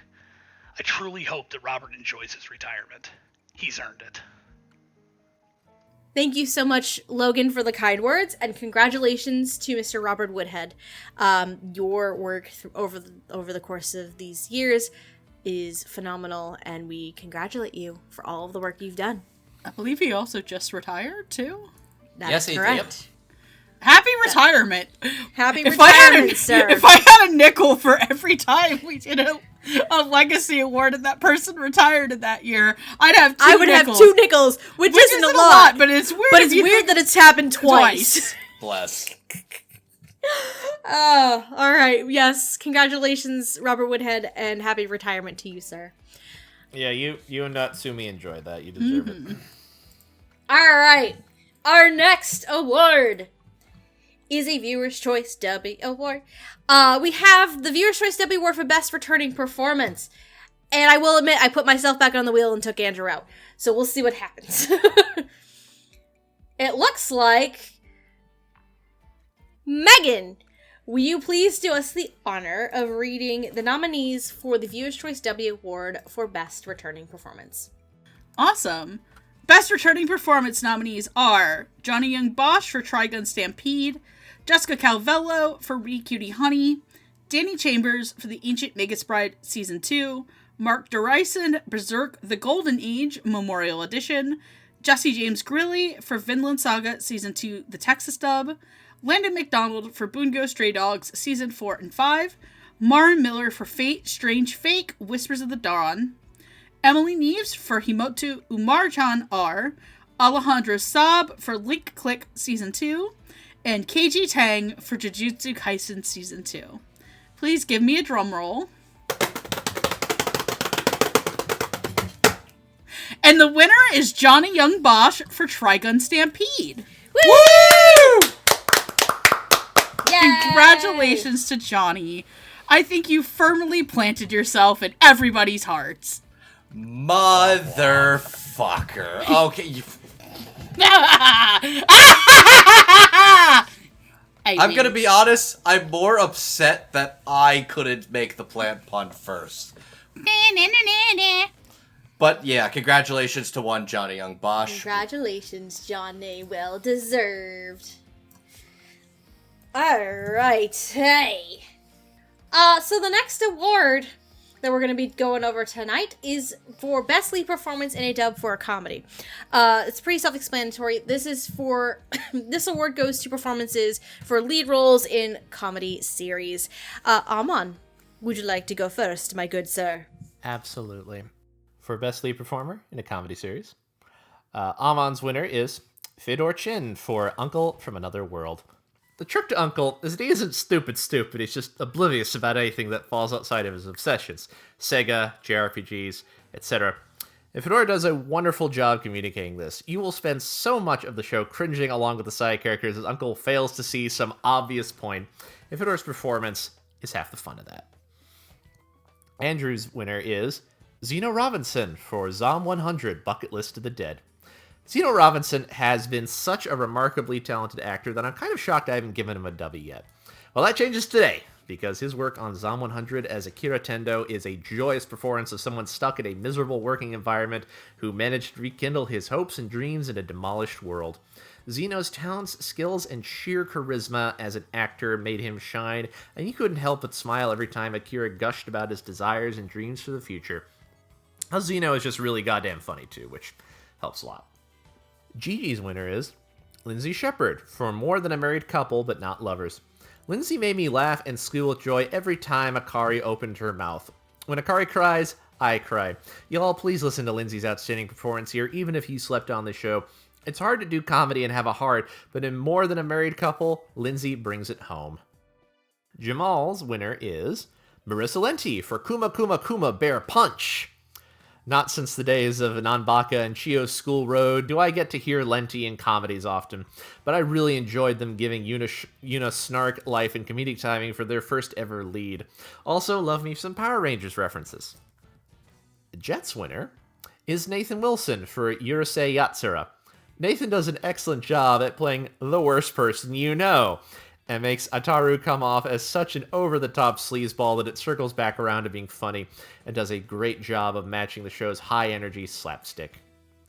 And finally, Patrick's winner is Zeno Robinson for Zom 100 Bucket List of the Dead, a refreshing ray of hope and energy in such a comedically bleak setting. Alright, thank you very much, Amon. Alright, Andrew, will you please let us know Hardy's winners for Best Lead Performance in a Comedy? Alrighty. Back at it again. At the Krispy Krispy Kreme. Or the cook-off, depending. Or B-dubs. There we go. Found it. Bojangles. I like Bojangles. Bojangles is pretty good, too. Bojangles is good. My silver award has to go to one Zeno Robinson as Akira in Zom 100. Zeno's been a very go-to actor these days, and his role as Akira is no exception. The life he brings into the tortured salaryman who's finally been freed from his corporate overlords is so refreshing and sadly relatable. If only we could have a zombie apocalypse so we could live our lives the way that we want. Hashtag mood. Please, I can't run that fast. Fair enough. But my gold award is going to Landon McDonald for Buddy Daddies. Whether or not you consider the show to be a comedy or a bit of an action series, it's definitely Landon's comedic chops as Kazuki that gets him my nomination. The way he's able to energetically play off David Matrenga's deadpan snark is hilarious and a joy to behold. Landon's an actor that has really impressed me the past few years, and I can really see him going places very soon. Thank you very much, Hardy. Yes. My All right. It's Megune's turn. So hilariously, one of my picks for best lead performance in a comedy is David Matranka for Buddy Daddies. Oh. I went the other way. Listen, I know Ray is the more serious parent, but there is something to David's straight man? Question mark. Okay, more like deadpan. And as much somber tone balances off of Landon's high energy. Though this is a comedy award, I need to also acknowledge the dramatic sides of the performance is just as good. Everyone loves your goth emo dad. But seriously, in all for this, David also has a lot of really good comedy moments that are very much more deadpan and awkward. And there's a bit of comedy from, unfortunately, the situation that he's come from. But I think David handled it really, really well. So snaps for David. My best lead performance of the comedy, though, is also going to go to Natalie Van Sistine as Natsuko Aki from Ray Cutie Honey. I think after Spy Family, we all know Natalie had comedy chops. However, Ray Cutie Honey proves that she has it as the straight man. Natalie's performance as Natsuko is one part, I'm not paid enough for this, one part, am I a lesbian? In two parts, pure unadulterated badass. It's a fucking shame this OVA was only 3 episodes because I would die to have more of Natalie's Natsuko performance around. It was so much fun. Hell, it's a major reason to buy the dub. I gotta say, I'm impressed you picked 2 straight men that are arguably anything but. Straight like cooked pasta. Straight until they're wet. Yeah. Just like me. Christ. He walked right into that, and you know it. Oh, no, he did. Yeah. I'm not. No, I'm owning that. That's... That Uno card goes to you. Alright. Gigi. She Uno reversed you, buddy. Alright, my turn. But Gigi's not here. Shut the fuck up. Shut the fuck up! Swear to God. I just heard Amon give, like, the exasperated dad sigh. Like, Yeah. that's a dumbass, but that's my dumbass, kid. The people I choose to spend my time with. But you love Yes. us. I didn't say I didn't. I just said the people I choose to spend my time with. Have I said I missed you in, like, the last hour? Yeah. Anyway. Alright, that leaves me. Okay. Best lead performance in a comedy, I find, is all about preference. Because, let's face it, everyone has a different sense of humor. And when it comes to comedy series, there always is some kind of underlining character development that just can't go unnoticed. And for these 2 performances I'm about to highlight, they are strong examples of this. It's sometimes hard to forget that actors can do much more than be a demon girl who can only make noises as responses because if she's basically unmuzzled, she might go attack humans. Or maybe that's just Abby Trott. Abby had a really stellar year with lead roles in Zom 100 and Yamada-kun, but it's her role as Akane Kinoshita in My Love Story with Yamada-kun at level 999 that I wanted to award. Akane goes through a bad breakup and the stages of grief, but then proceeds to find new friends in the most unlikely places, a video game that her now ex introduced her to. We see Akane blossom into a much more independent woman who now at least has a better idea of what she wants, slowly opening herself back up to the idea of love again. The show itself is such a sweet and funny time, but it's Abby's performance that not only steals the show, but is one that just cannot be missed.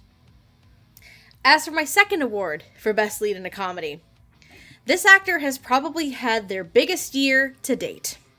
Between Yamada-kun, Chainsaw Man, Blue Lock, Tokyo Revengers, Bungo Stray Dogs, and many others, he's been really busy. However, if there was one performance that encapsulated all of them, it would be his role as Kazuki Kurisu in Buddy Daddies. Landon McDonald gives the vibe of a fun guy who is carefree, but also is the mom of their little found family, having to take care of not only Mari, but also Ray as well. But that doesn't mean Kazuki doesn't have his own guilt and regrets, something that Landon is able to embody and portray from a genuine place. I watched Buddy Daddies very early on in 2023, and it's honestly one of the few shows that stay with me for the remainder of the year. And Landon is a very strong reason as to why. So, Before we move congratulations to on, all these winners. I'd like to Yes. give a PSA to all the viewers out there. Hey, viewers, listen to me over here. Have you been broken up with by a shithead? Do you want to get revenge on him by playing a video game and finding new friends? So come on down to the critically acclaimed MMORPG Final Fantasy XIV with a free playtime up to level 70, including a realm reward, the award-winning Heavensward expansion, and Stormblood, I guess. Come and join your new friends in Eorzea today. Fuck. And for everybody asking, no, I'm not reading the copy pasta off of text. I have it memorized.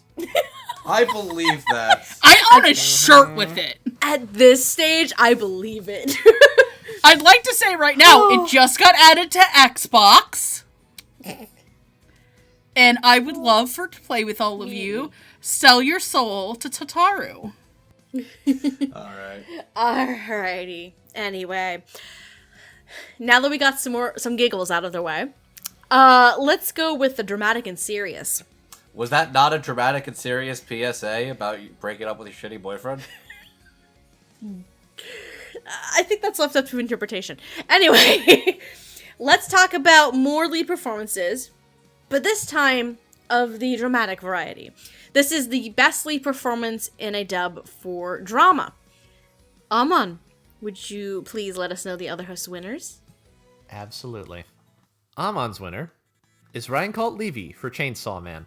The best 2 seconds of any dub between this year's Dubbie eligibility period was the way Ryan says yes in episode 8. Absolute perfection. Not to be topped. Andrew's winner is Anjali Kunapaneni in Heavenly Delusion. I don't think any dub performance this year has stuck with me as much as Anjali's work as Kiriko in Heavenly Delusion. They are a warm, big sibling type character bouncing off their pseudo-kid brother companion at the end of the world. They are also a complicated, traumatized character dealing with survivor's guilt and gender dysphoria and the challenges they present. Kiriko is a difficult character, and Anjali makes something so complex sound so very natural. Anjali deserves all of my praise for this incredible performance. Gigi's winner is Amelie for One Piece film Red. I have not loved a character as much this year as I have loved Uta from the moment I saw and heard her sing. I remember leading up to the build-up, I swore that if Amelie didn't play her, it would be the biggest missed opportunity in life, and then she got cast, and I died, and I've seen this movie 6 or 7 times, and she's perfect as Uta. Even if she doesn't sing, that's okay, because her covers are perfect too. Amelie, you made me cry so much. Thank you for this new genesis of a performance. Jamal's winner is Michelle Marie from Demo Memorial Keys. Michelle Marie's performance as Alice really pulls on the heartstrings, nailing the emotional beats when needed, especially when you get to the twist. I won't lie, I was fighting back tears during the credits. Jet's winner is Cole Howard from Dragon Quest: The Adventures of Dai.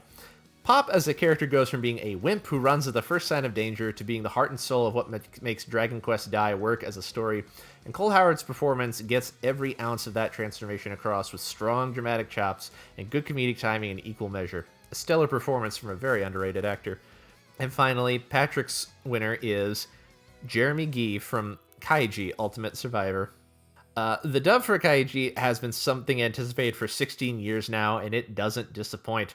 Jeremy G understood the assignment with a performance so full of despair it borders on black comedy.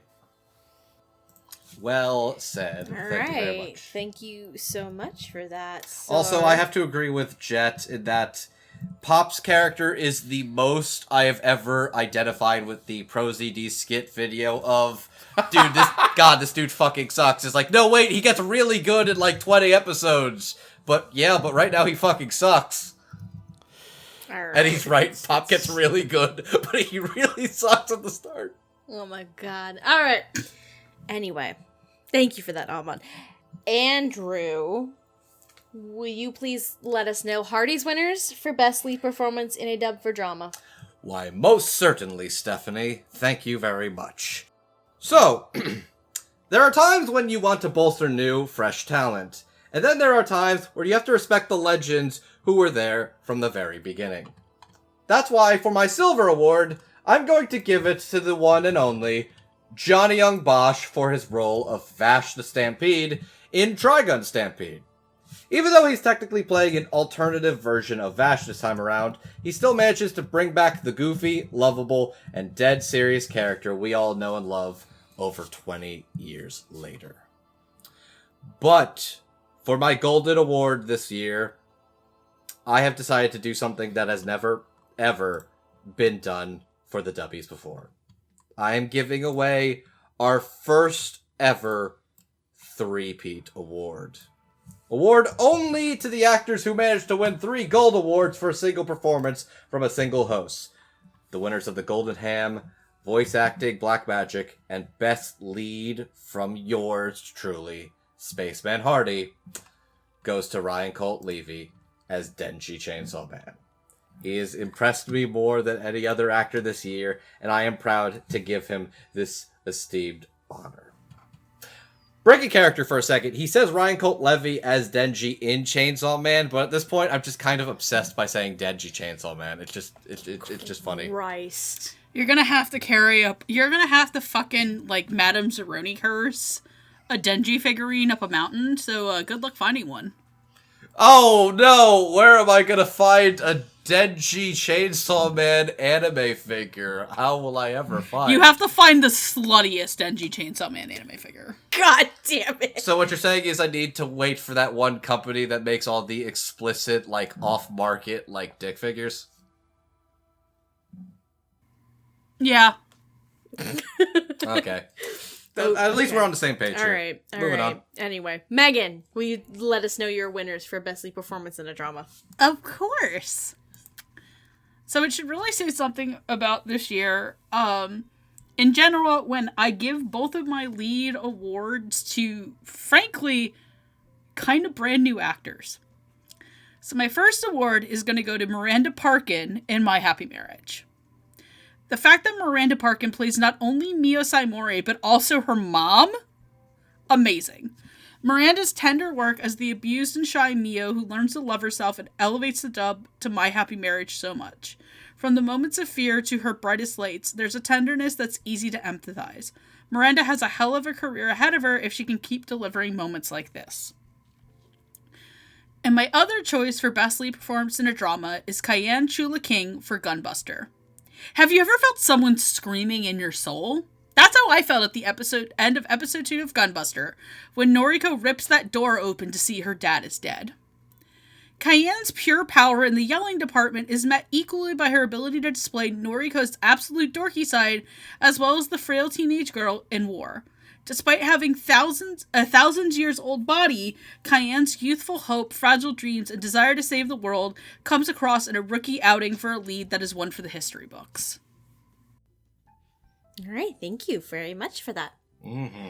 All right, so, as for me, like I said when talking about Best Supporting in a Drama, Best Lead in a Drama is always a difficult award for me because of the massive amount of performances I keep tabs on throughout the year. And then I have the hard job to narrow it down to 2 choices. Somehow, I did it again. First, I wanted to award this Dubbie to Ryan Colt Levy as Denji in Chainsaw Man. Last year, when I gave Ryan the Dubbie for supporting performance in a comedy for Roadie Soul, I referred to him as a tour de force and has really been able to come into his own. Mind you, Chainsaw Man was airing at the time we recorded this last year's Dubbies, and I hadn't even started that one yet. So, oh boy, was I about to be blown away. Combined with Mike McFarlane's direction, Ryan was able to push himself to new heights with Denji, both as the chill but extremely grateful human, and as the unhinged insanity that is the Chainsaw Devil. If Roadie Soul is what catapulted him to new heights in his career, Denji is the one who firmly solidified Ryan as one of the greats from this new generation of voice actors. Speaking of a new generation of voice actors, though, this is my first outing with this next Dubbie Award winner, and as an early introduction to their work, I am absolutely floored. While Heavenly Delusion has a wide range of performances, I think none hit as hard as Anjali Kunapanemi as Kiriko. Kiriko goes through some shit, ladies and gentlemen. You have gender dysmorphia, slight identity crisis, and just the general mystery of what the actual fuck is going on in the first place. And that's just a little bit to start, by the way. Anjali's raw performance during those heightened moments just really hit harder than anything I had seen in a very long time. I'm very excited to see where Anjali's career takes them now that they firmly planted themselves as a talented actor. Alright, those are all of our award winners for Best Lead Performance in a Drama. And now before we move on to our next award, we do need to figure out what the viewers at home thought.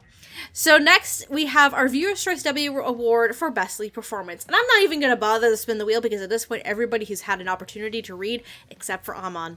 So, Amon, would you care to please read the nominees for this award? Absolutely. The Viewer's Choice nominees for Best Lead Performance. Jeremy G. for Kaiji Ultimate Survivor. Kan Chula King for Gumbuster. Anjali Kunapanetti for Heavenly Delusion. Alex Lee for Mashal, Magic and Muscles. Ryan Colt Levy for Chainsaw Man. Landon McDonald for Buddy Daddies. Lexi Nieto for Tomo-chan as a Girl.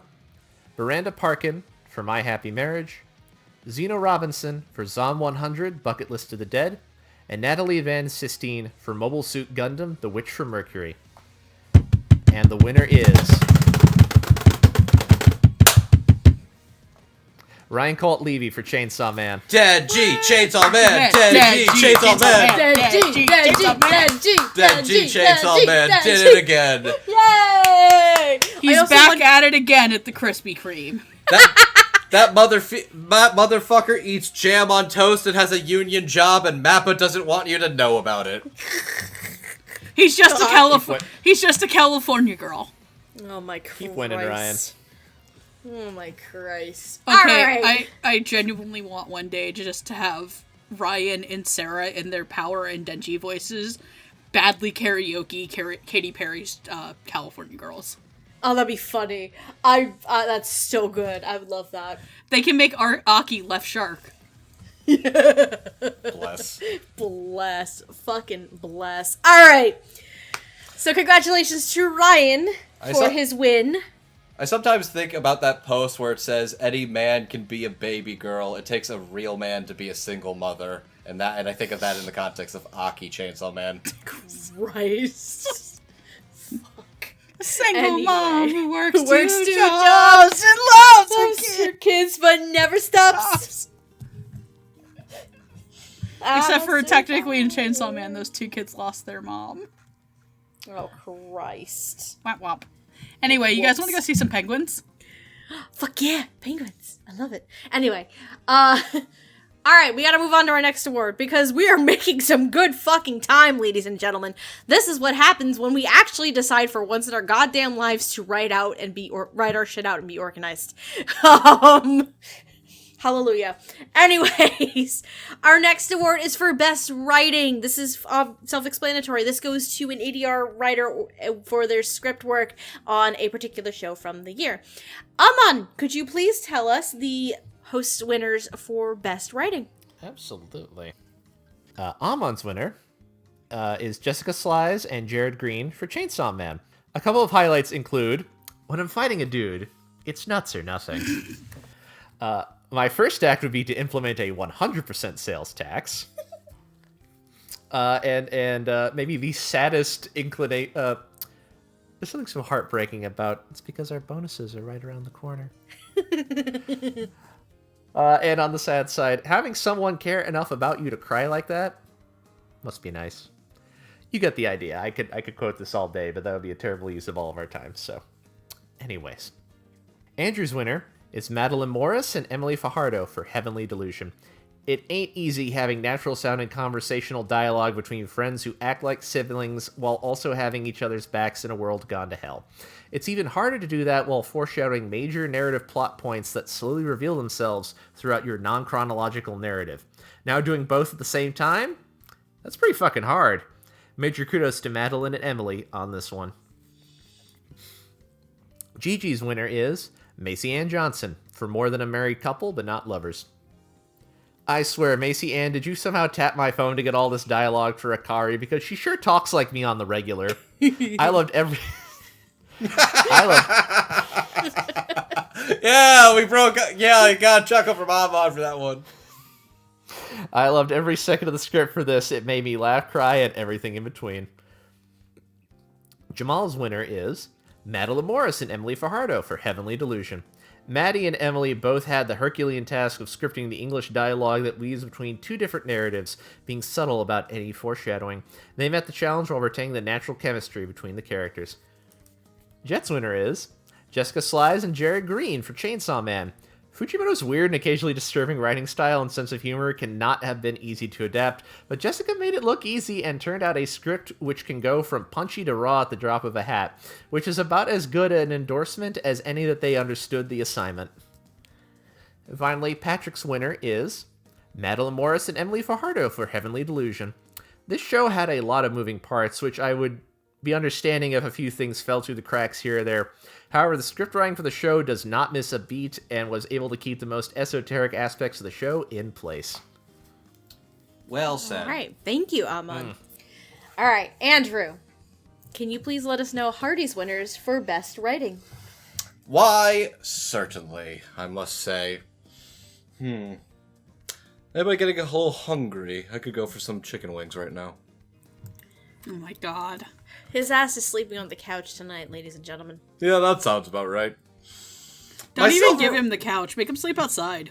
It's true. I should do that. My silver award goes to Pop Team Epic Season 2. Pop Team is a nightmare of a show just to translate, much less to put into form that the English speaker can not only understand, but genuinely find funny. Thankfully, Emily Neves and James Cheek came back into the new season and knocked it straight out of the park.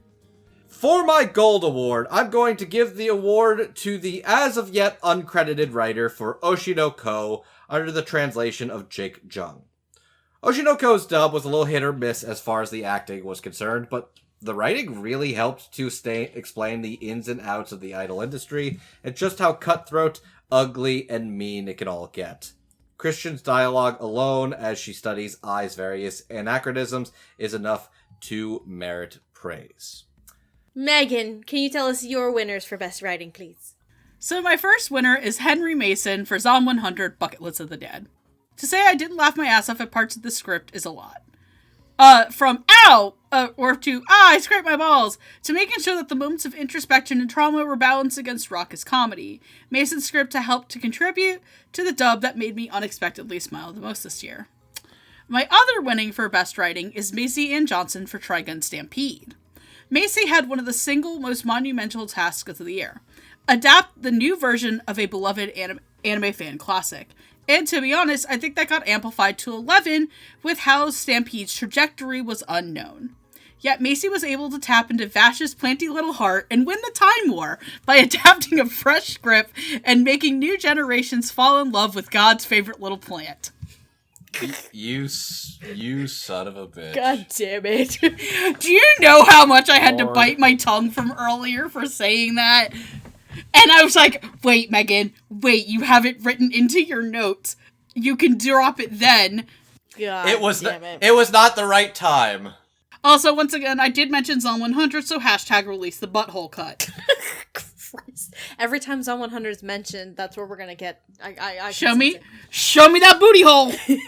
I've seen enough Trigun Stampede art to know there's already plenty of butthole cuts out there. No, she's talking about Zone 100. I said what I said. Oh no, but I've also seen a lot of fruity dicks from that too. So Christ. Okay. Anyway. And on that note. On that note, it's my turn. Christ. For my winners. it is pollen season. Shut the fuck up. I fucking hate you all. Except Amon. Amon's cool. He can stay. What about me? It's like You're sleeping outside, bitch. It's that one gif of Mr. Krabs in the SpongeBob movie. Scram! All of y'all, you get out. Gets the clown. You can stay. Alright, anyway. For my winners for this year's Best Writing Dubbie, I ended up picking two shows that were charming and sweet, but also sent me into orbit on several occasions with how funny the script ended up being. The latter of the two is probably the best way I can describe Macy Ann Johnson's work on More Than a Married Couple, But Not Lovers. The script was charming and downright hilarious, getting tons of laughs from me throughout the course of its run. even reminding me of a classic mid-2000s dub script at points. But what Macy was also able to capture was sincere moments of vulnerability among our main characters that were truly heartfelt. It turned what was a rather weird concept that could go so wrong so fast into one of the most fun shows I had the pleasure of seeing this past year. And the majority of it has to do with Macy's writing. Now, found family series have become very commonplace in the anime sphere as of late, and it's still sometimes difficult, in my opinion, to write this type of story and give it a fresh take. Buddy Daddies is one that has had such a refreshing take on the concept, but also adds in hitmen who are trying to figure out and decide if they're able to change as people, or are they always going to be the sum of their parts. The writing from Ben Phillips, Matt Shipman, and Hayden Davio marries the concept of found family with both the comedic tone and the guilt and resentment that several characters feel. It's a wonderfully written story that stuck with me pretty much the entire year, so I certainly feel like this one is well deserved. Okay. And that's the winners for best writing, ladies and gentlemen. Hey. Yay! We only have a handful of awards left, guys. We can do my this. God. Jeez. We got this. We have the technology. We have the technology. All right. Our next award is Best Director. It's another technical type of award, and it's pretty self-explanatory. This goes to the ADR director, or directors, if there's a team of them, for a series or film that we thought just stood out so nicely. Amon, can you please let us know the host winners for Best Director? Sure. Amon's winner is Mike McFarlane for Chainsaw Man. It looks like there was some sort of big, long, I'm sure very thoughtful block of text here, but it's all been scratched out, and it just says in big block letters, McFarlane don't miss. With 3 exclamation points, so... Alright, I guess that's Amon's thoughts on that. Fuck it, we ball. Fuck it, we do it live. Andrew's winner is Bill Millsap for Zom 100, Bucket List of the Dead. I had to really think about this one, but you know what? There was a lot that had to go into a show like Zom 100 to make the struggles and challenges of its cast believable and compelling while still being an equally dark but funny romp through the zombie apocalypse. The work Bill put into this dub definitely shows, and you can tell his crew really got to give their all and, ironically, came to life over the course of this entire dub. Gigi's winner is Jonathan Rigg for Blue Lock.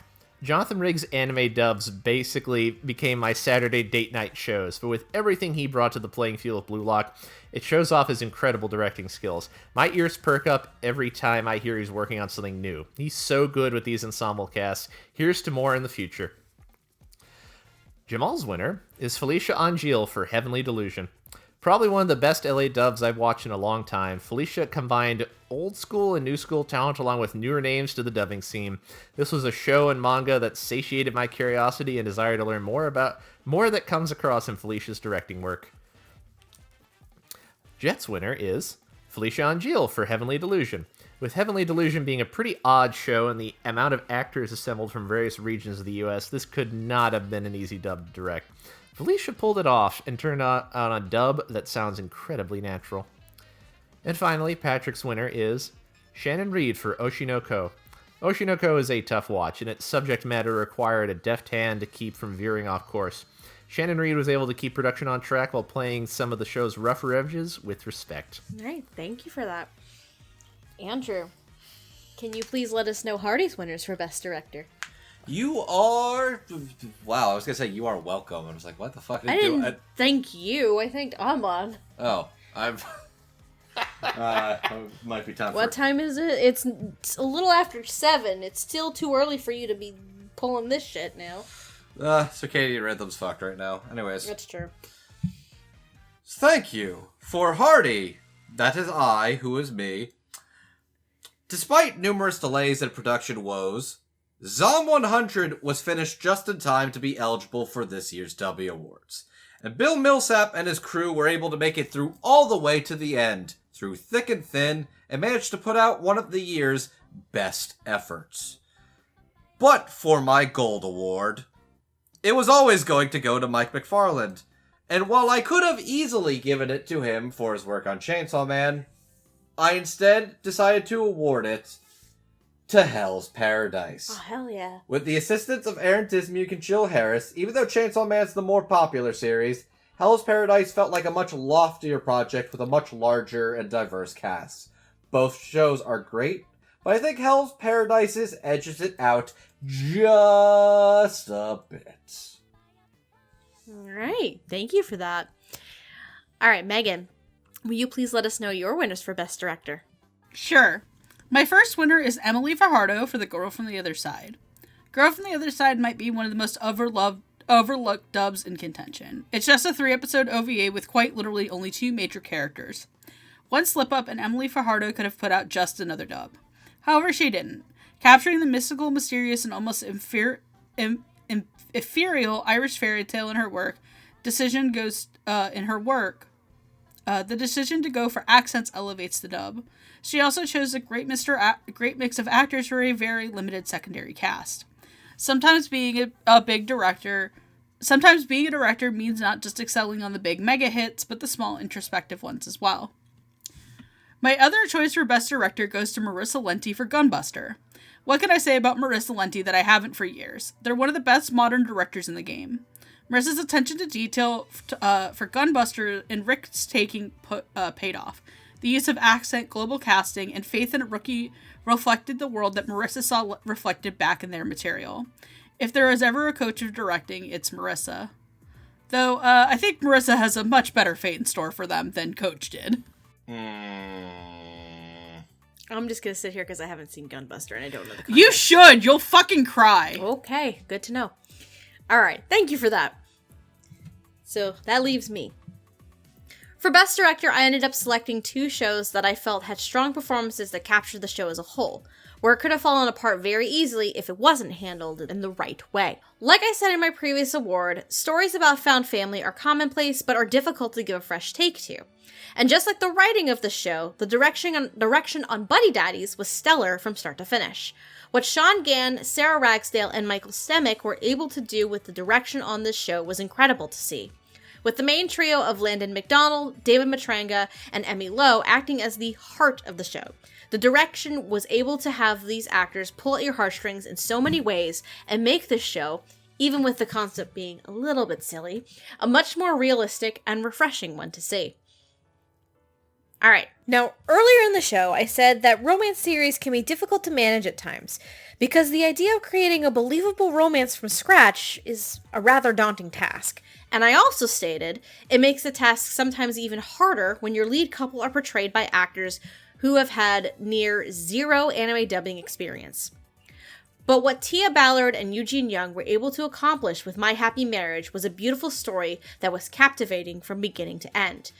As they led Miranda Parkin and Damien Haas throughout this beautiful story, the serious nature of the show was never lost on them, nor was the pursuit of happiness for our leads. Combine that with supporting performances from Felicia Angeal, Ryan Colt-Levy, Cedric Williams, Karen Huey, and many others, and you have one of my favorite romances in recent memory. Thank you, Tia and Eugene, for your work, and I hope you get to return for Season 2. Alright. Our next award. It's our Other Legacy Award. This is the Lifetime Achievement Award. This award is given to a voice actor who has been in the industry for a minimum of at least 20 years, and whose career has spanned an entire generation of fans and inspired actors alike. And I believe Andrew has decided to take this opportunity to give our new recipient for the 2023 Lifetime Achievement Award. Our recipient of this year's Lifetime Achievement Award is no stranger to the Dub Talk podcast. She has been a favorite among our hosts and judges for her work for over 20 years now, having both incredible, charismatic acting talents with an effortless ability to play so many different character archetypes of different backgrounds, genres, and even genders.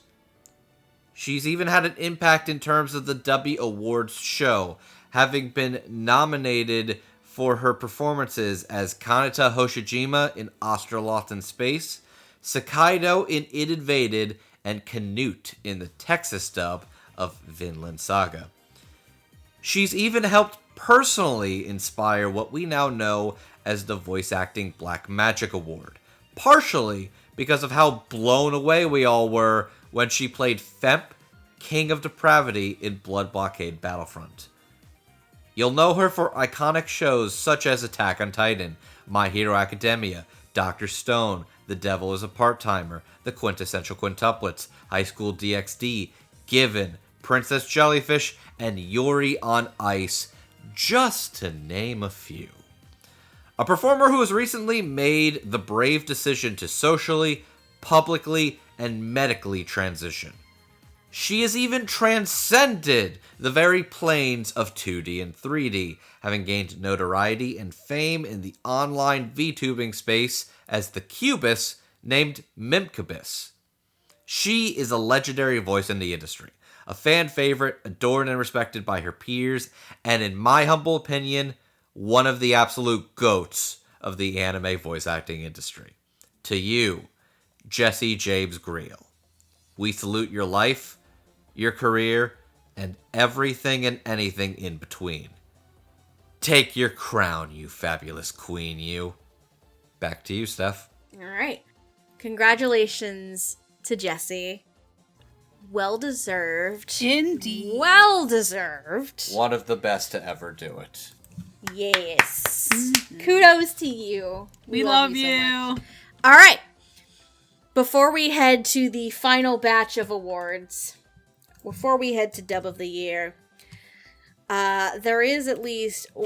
we have another Viewer's Choice Dubbie Award to announce, and that is for Best Returning Dub. And this time, I put Eva back on the wheel. Oh, god damn it, it's me. Congratulations, you played yourself. Congratulations, I played myself. I'm taking my ass off the wheel. Alright. So our next Viewer's Choice category is for Best Returning Dub. This is for a sequel, prequel, English dub that returned in this past year. Your nominees for Viewer's Choice Dubbie Award for Best Returning Dub are The Ancient Magus Bride Season 2, directed by Chris George and Michelle Rojas. Bungo Stray Dogs Seasons 4 and 5, directed by Kirsty Simone. Dr. Stone New World, directed by Chris George, Michelle Rojas, and Kristen McGuire. Golden Kamui Season 4, directed by Jeremy Inman. Jujutsu Kaisen Season 2, directed by Kirsty Simone and Suzanne Goldish. Link Click Season 2, directed by Jerry Jewell and Jill Harris. Pop Team Epic Season 2, directed by Chris George, Aaron Campbell, and Megan Shipman. Spy Family Part 2, directed by Chris George, Aaron Campbell, Michelle Rojas, and Natalie Rose. Tokyo Revengers, The Christmas Showdown Arc, directed by David Walsh. And finally, Vinland Saga Season 2, The Texas Dub, directed by Jerry Jewell, Jill Harris, and Mark Allen Jr. And the winner is Jujutsu Kaisen Season 2, directed by Kirsty Simone and Suzanne Goldish. Woo! Woo! Congratulations to the cast and crew of Jujutsu Kaisen. Well deserved, my friends. and Everybody gets to accept your honorary finger food for tonight's hors d'oeuvres. God fucking damn it. Don't worry, we will box up your award and send it to you like Gojo. Hey. I hate you all. You know you love us. Yeah, fuck you. Alright. Time and place, sweetie. Time and place. I'm going home. You're home! You live here with me! No, it's not! You're moving out! That's true, we have a week. I'm still coming with you. I'm coming in the luggage. Oh, fuck you, man. Time and place. Fuck you and the horse you rode in on. Anyway. Alright, we got 2 more awards, one of which is a Viewer's Choice Award, but let's first go over the Dub Talk Hosts Award for Dub of the Year. This is what we think were the best of the past year. Amon, if you would be so kind. Absolutely. Amon's winner is Chainsaw Man. It's the first week of December in 2018. I get a subscription to Shonen Jump to read a new series in there that has Chainsaw in the title because that sounds like a thing I would enjoy. To my shock, it does not flame out within a few months for being too weird, but somehow sticks around and gets popular and becomes something anticipated when it gets an anime adaptation announced. And gets a dub, which clearly has so much writing out when the director says, I reject your stupid rule that you just imposed, company I'm dubbing this for. They let him get away with breaking it because they can't fuck this up. This dub is like the most anticipated thing I've seen since I learned Monster was going to be airing on TV when I was in Oh, college. yeah, that's right. Damn.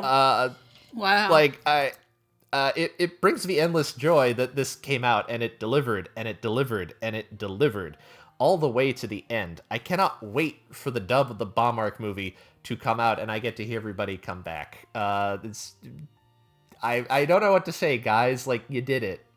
Goddamn. Andrew's winner is Heavenly Delusion.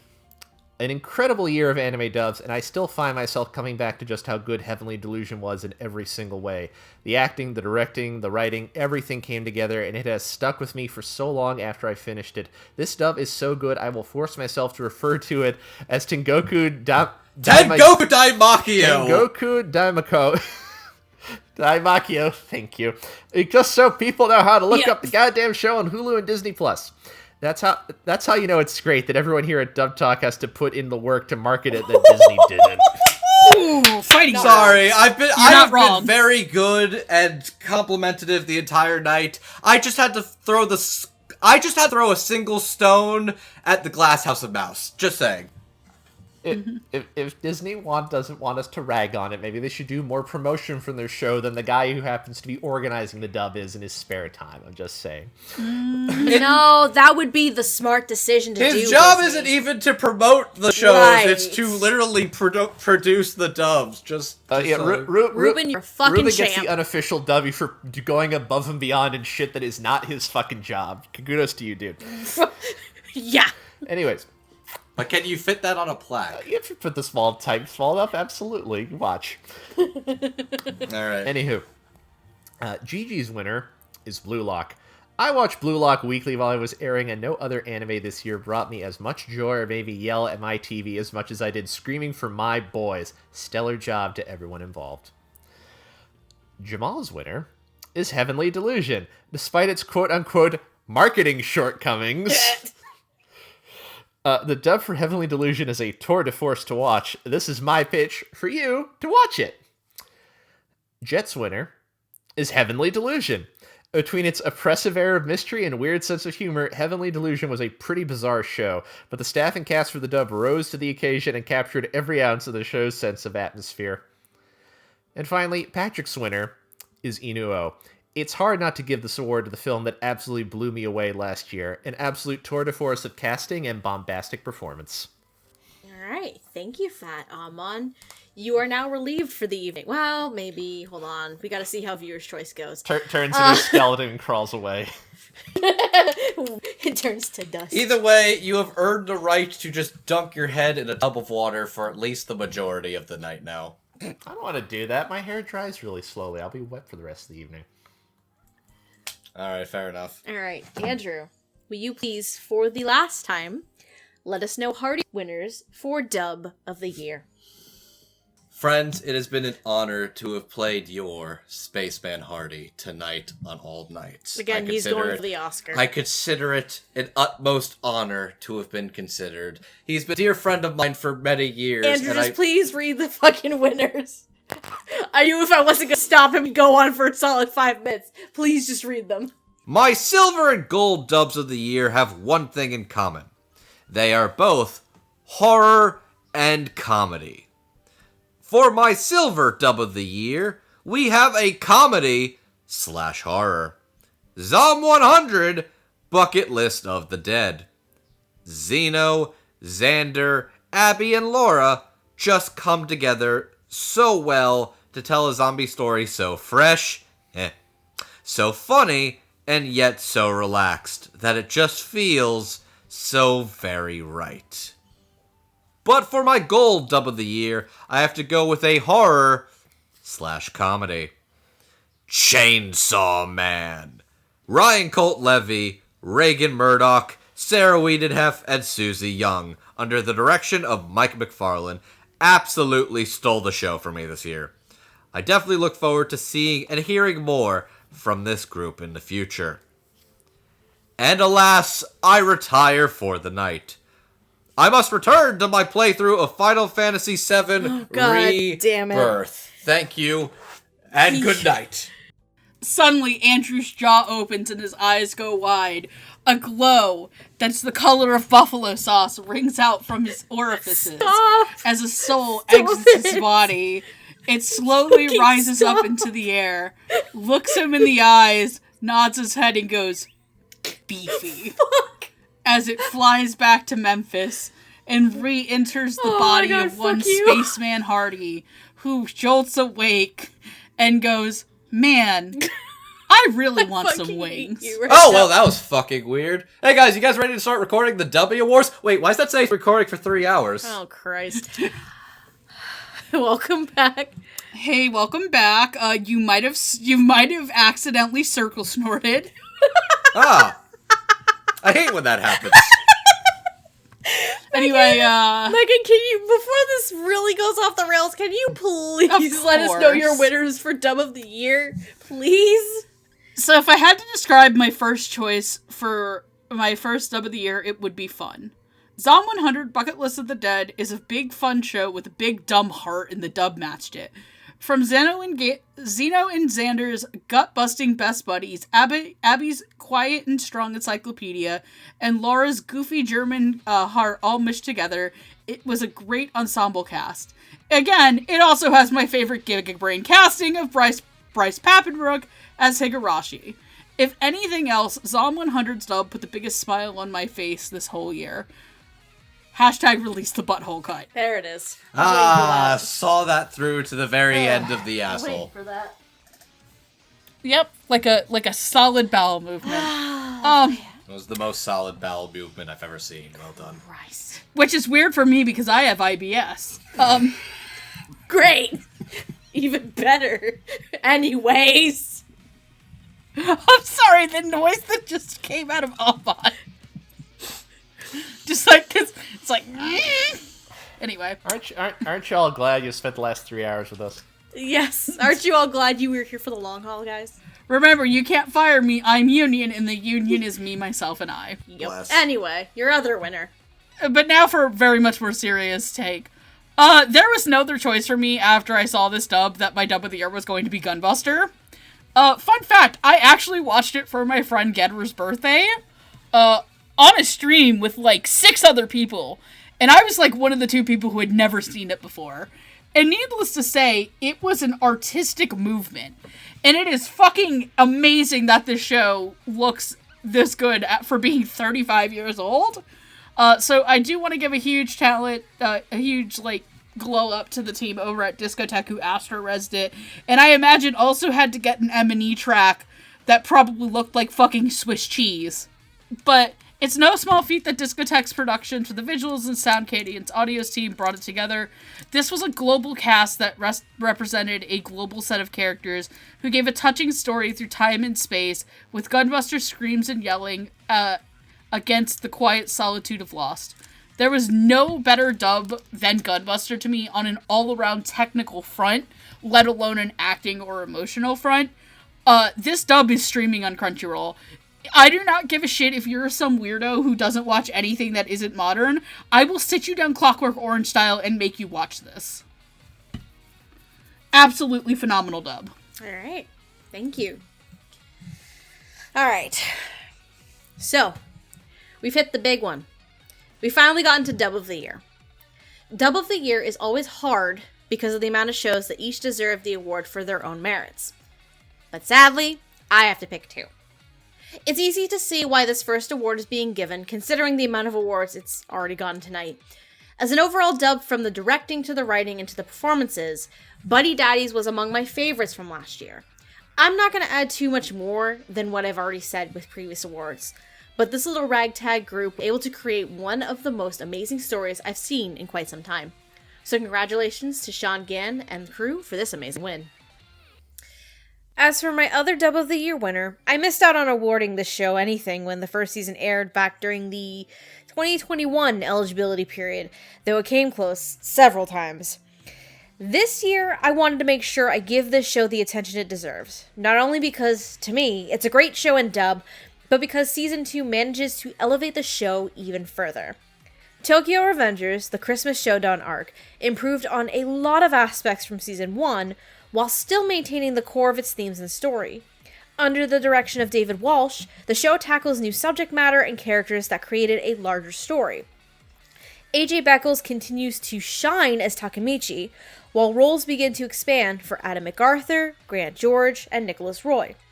And then there's the newer additions, such as Landon McDonald, Sarah Neo-Chatney, and Ray Chase as the central plot focus of the season, with Landon's performance of Hawkeye giving me chills. Tokyo Revengers, while flawed in some ways, still has an English dub that I love to gush about. And if this is the only chance I will get to talk about the show, I sure as hell will do so. Unless, Disney stops dicking people around and dubs the third season, but we'll wait and see. Holy shit, my girlfriend's also throwing stones at the Glass House of Mouse. Let's I fucking go, love you. Disney! I want that new season, bitches. I was at the House of Mouse, and I left some... Yeah, I was at the House of Mouse. It's kind of nice. There's no shade at Epcot, though. Well, they need to fix that problem immediately, especially since it's... Don't worry, you two are providing it. Hell yeah! Oh, I love that! Oh! Fuck yeah! That was good. I love that. Ooh, that was like a tag team combo in a fighting love game. That Alley-oop! Oh, that was a fucking alley-oop if I've ever seen one. Well played. So wish, motherfucker! Alright, now, we have one more award for the evening, and it is another big one. It is time to find out what you at home thought. We have the Viewer's Choice Dubbie Award for Dub of the Year. And let me see where this wheel is gonna land.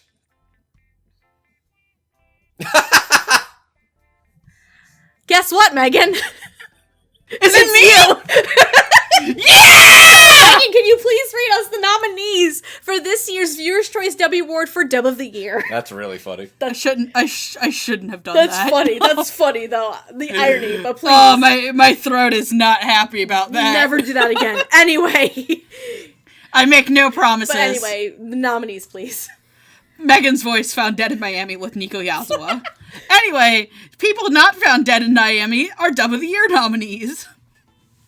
We have Buddy Daddies, directed by Sean Gann, Sarah Ragsdale, and Michael Stimac. Chainsaw Man, directed by Mike McFarlane. Gunbuster, directed by Marissa Lenti and Amberly Connors. Heavenly Delusion, directed by Felicia Angeal. Hell's Paradise, directed by Mike McFarlane, Aaron Dismuke, and Jill Harris. Inuwo, directed by Michael Stinter-Nicholas. Keep Your Hands Off Isaacin, directed by Kyle Kobe Jones. My Happy Marriage, directed by Tia Ballard and Eugene Young. Trigun Stampede, directed by Jeremy Inman and Paul Klein. And Zom 100 Bucket List of the Dead, directed by Bill Millsap. And your winner is... Chainsaw Man, directed by Mike McFarlane. Hit it! Everybody, hit it now. Denji Chainsaw Man. Denji Chainsaw Man. Denji Chainsaw Man. Congratulations to the cast. Oh my and crew God! of Chainsaw Man. In that gap of time where Hardy's soul left Andrew's body, there was a tiny gap, and I think a fragment of a chainsaw got in there with Andrew's. Fucking hell. Steph, I'd be careful about his little chainsaw. He's gonna sleep outside, so it's fine. Oh yeah, that's right, you're fine. Yeah, I'll be fine. He's sleeping outside. Anyway, congratulations to the cast and crew of Chainsaw Man for winning Dub of the Year. Yay! Yeah. All right. What a year. What a fucking year it's been, ladies and gentlemen. I think we've also won the Time War this year. I We think have won the Time War this year. Pretty Yeah. much. All right. Now, that was the last award of the evening. But before we go, there is one more task that we have to accomplish. Because with all of the good and the bright spots that we have in the world, we also do and have to, unfortunately, talk about some of the sad moments of the year. And because of that, we have, of course, lost a few folks in the industry this past year. So, of course, that means we have our in memoriam segment of the show. Thanks, Steph. 2023 was a great year for anime, but we do need to mourn those who have passed on and gone into the stars. Creators such as Leiji Matsumoto, the creator of series such as Captain Hardlock and Galaxy Express 999, and Akira Toriyama, the creator of series such as Dragon Ball, Dragon Ball Z, and Dr. Slump.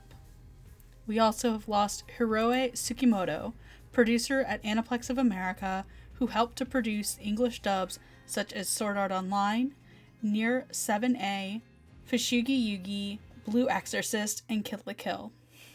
We've lost voice actors such as Lance Riddick, who did voices such as Zalvala in Destiny, the Captain in Castlevania, and Sharon in John Wick. David McCallum, the man from U.N.C.L.E., and Ducky from NCIS, who was also Alfred in Batman Gotham Knight. Paul Rubens, Pee Wee Herman himself, who was the Unala swap shop owner in Voltron Legendary Defender, as well as RX-24 in Star Wars Rebels, and Sir Malachi in the Teenage Mutant Ninja Turtles 2012 series, and Locke in The Nightmare Before Christmas.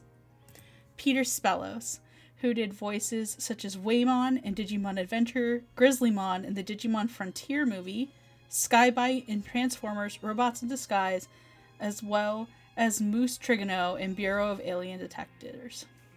We also lost Jim Kaposatsis, a longtime staffer at Otakon and recognized as the first American to make an AMV. They, along with many other creators in Japan and abroad, helped make the anime industry what it is year after year. We mourn their loss and hope that they find peace in the next life. Thank you, Megan, for that. Thank you to all of those who have made such a strong impact in the land of dubbing. You will be sorely missed, and may you rest in peace. Now, on that note, mood 180 on the tonal shift here, because that's how we roll, I guess. So, with that being said, that is the end of the 2023 Dubbie Awards. Why do you look like you want to say something, my dear? I kind of wanted to say something as me, just to sort of round this off quickly. Okay.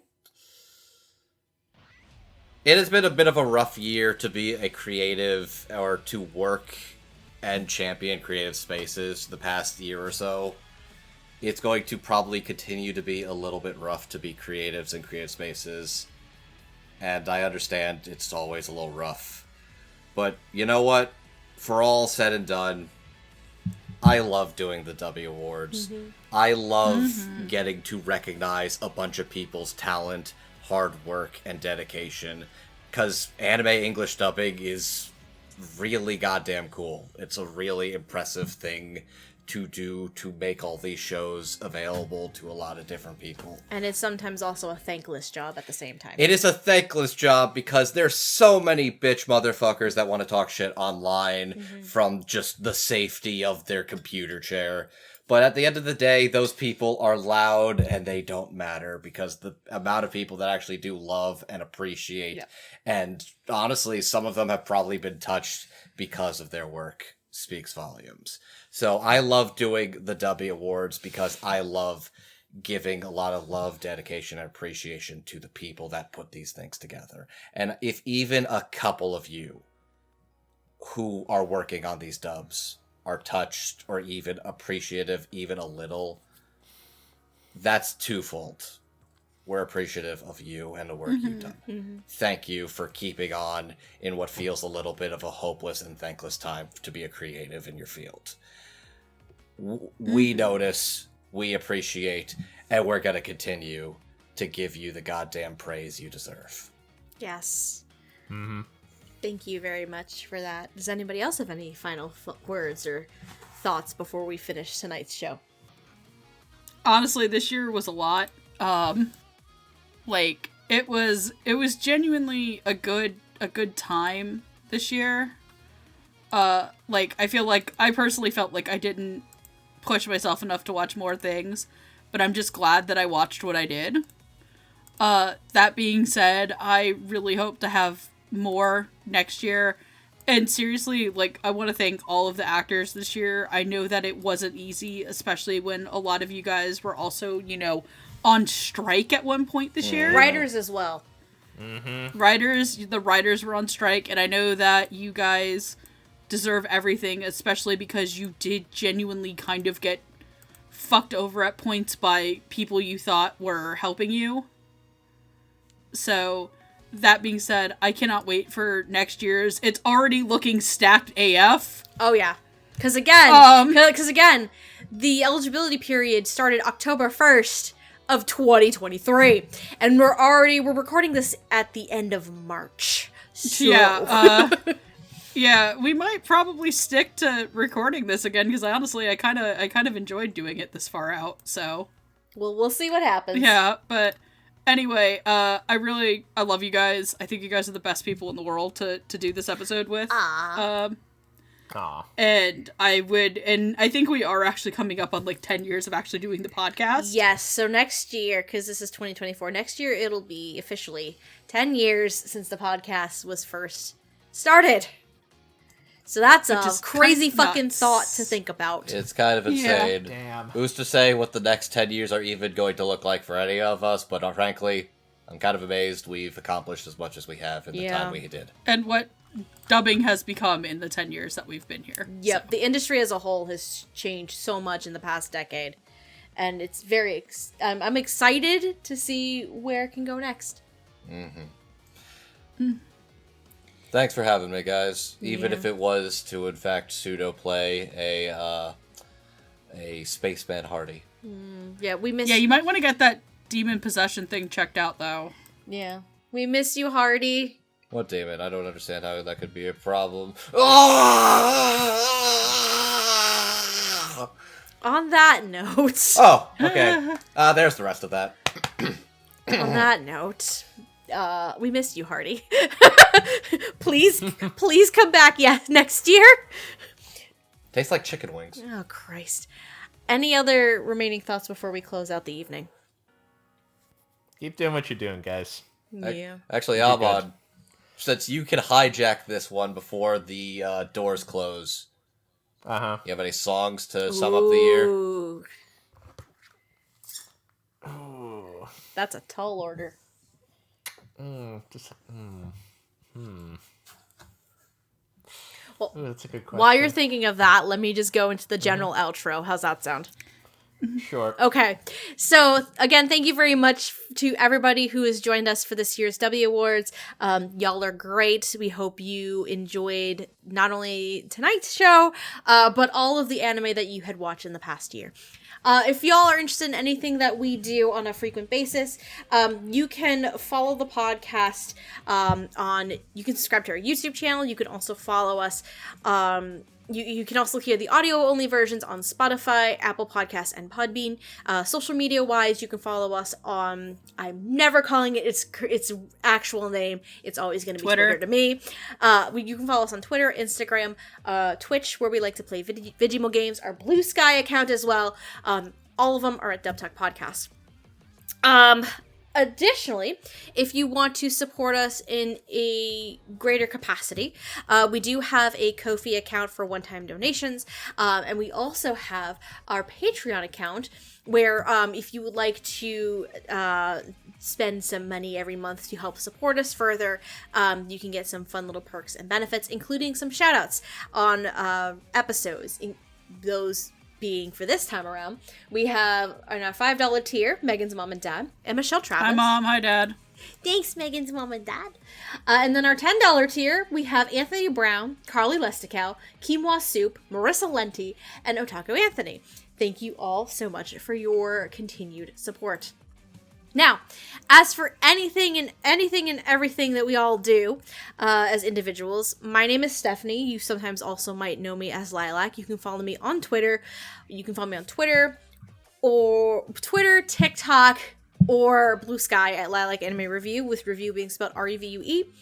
I also have an Instagram where sometimes I post things, but not very often. And then we haven't done Twitch streams in a hot minute, and I would like to get back doing that. But at the time of recording this, the Dubbie Awards, Andrew and I are like legit about to move like next week. Once our life is a little more back in order, I will hopefully get some other episodes and projects off the ground, including as well as some streams. Yeah, we have promised Master Detective Archives Raincodes, which we're about to get very familiar with Anjali Kunapaneni. Oh, hell yeah! I have worked really hard to learn how to pronounce Anjali Kunapaneni. Yeah, he worked extremely hard, actually. Fate Straight Age Fake anime series when? It's coming. Anyway. Megan, where can the good people find you? You can follow me at Queener2, where I'm shitposting or posting pictures of the cat, or my other cat that I play, who is 7 feet tall and a wife guy. That being said, I hope you all enjoyed tonight, and remember, kids, that the critically acclaimed MMORPG Final Fantasy XIV Motherfucker is you know what? I'm not even gonna finish that. Your shot. I'm just gonna literally show up at Andrew and Steph's new apartment with rope and a PS4 controller. Christ. Anyway, all right. Bye. All right, Andrew, where can the good people find you, sir? Oh, God. Right. Hi, my name is Andrew, aka Classy Spartan. You can find me over on Twitter at MangaMan9000, and also on Blue Sky at ClassySpartan.bluesky.social. I believe that's how it goes. And you can also find me on Surreal Resolutions Podcast O&A, where we talk about the latest anime news with my fellow Dub Talk podcast co-host, Jet. I know this is going to be dated by the time it releases. The next episode we do is probably going to be Anime Japan related. That's going to be a fuck ton of news. Yay. Yay. All right. Finally, Amon, my good sir, where can the people find you? You can find me on Twitter, Blue Sky, etc. at AmonDuelUS. Duel has 2 U's in it. Where I will yammer on about movies, comic books, music, what have you. For my dusty old song, if I were talking about something anime related from the period of shows we were covering, it would be Chainsaw Man related, but I don't need to tell you about any of the music in Chainsaw Man. That was pretty widely discussed when it came out, and if you haven't listened to it, you should. It's very good. So I'm going to pick my other favorite, which is still stuck in my brain like months later, which is the song Maid Daikaiten by the cast of Akiba Maid War, which is a beautiful opening for that, in that the music violently oscillates between like really loud abrasive techno music and the most saccharine J-pop chorus you've ever heard. It's great. It's like the perfect, like, no, that is the show. You watch that like 30-second opening, that's the show. It's beautiful. So Nice. Go check that out.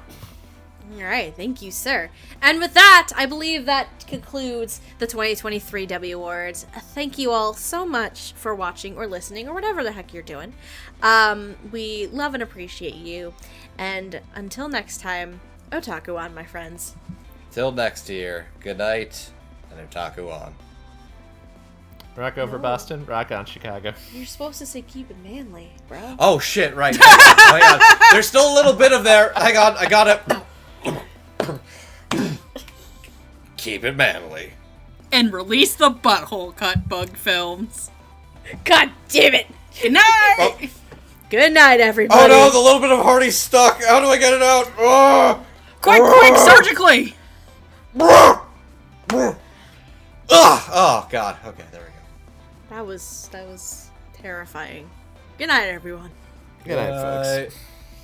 I don't know what a Patrickism is that I could whip out at the top of my head, but if I said I had a little bit of Patrick stuck in me, Andrew would never let me outlive it. I literally never would. You are right. Oh yeah. Oh great. Who's a great big boy? Oh god. Bye. Goodbye.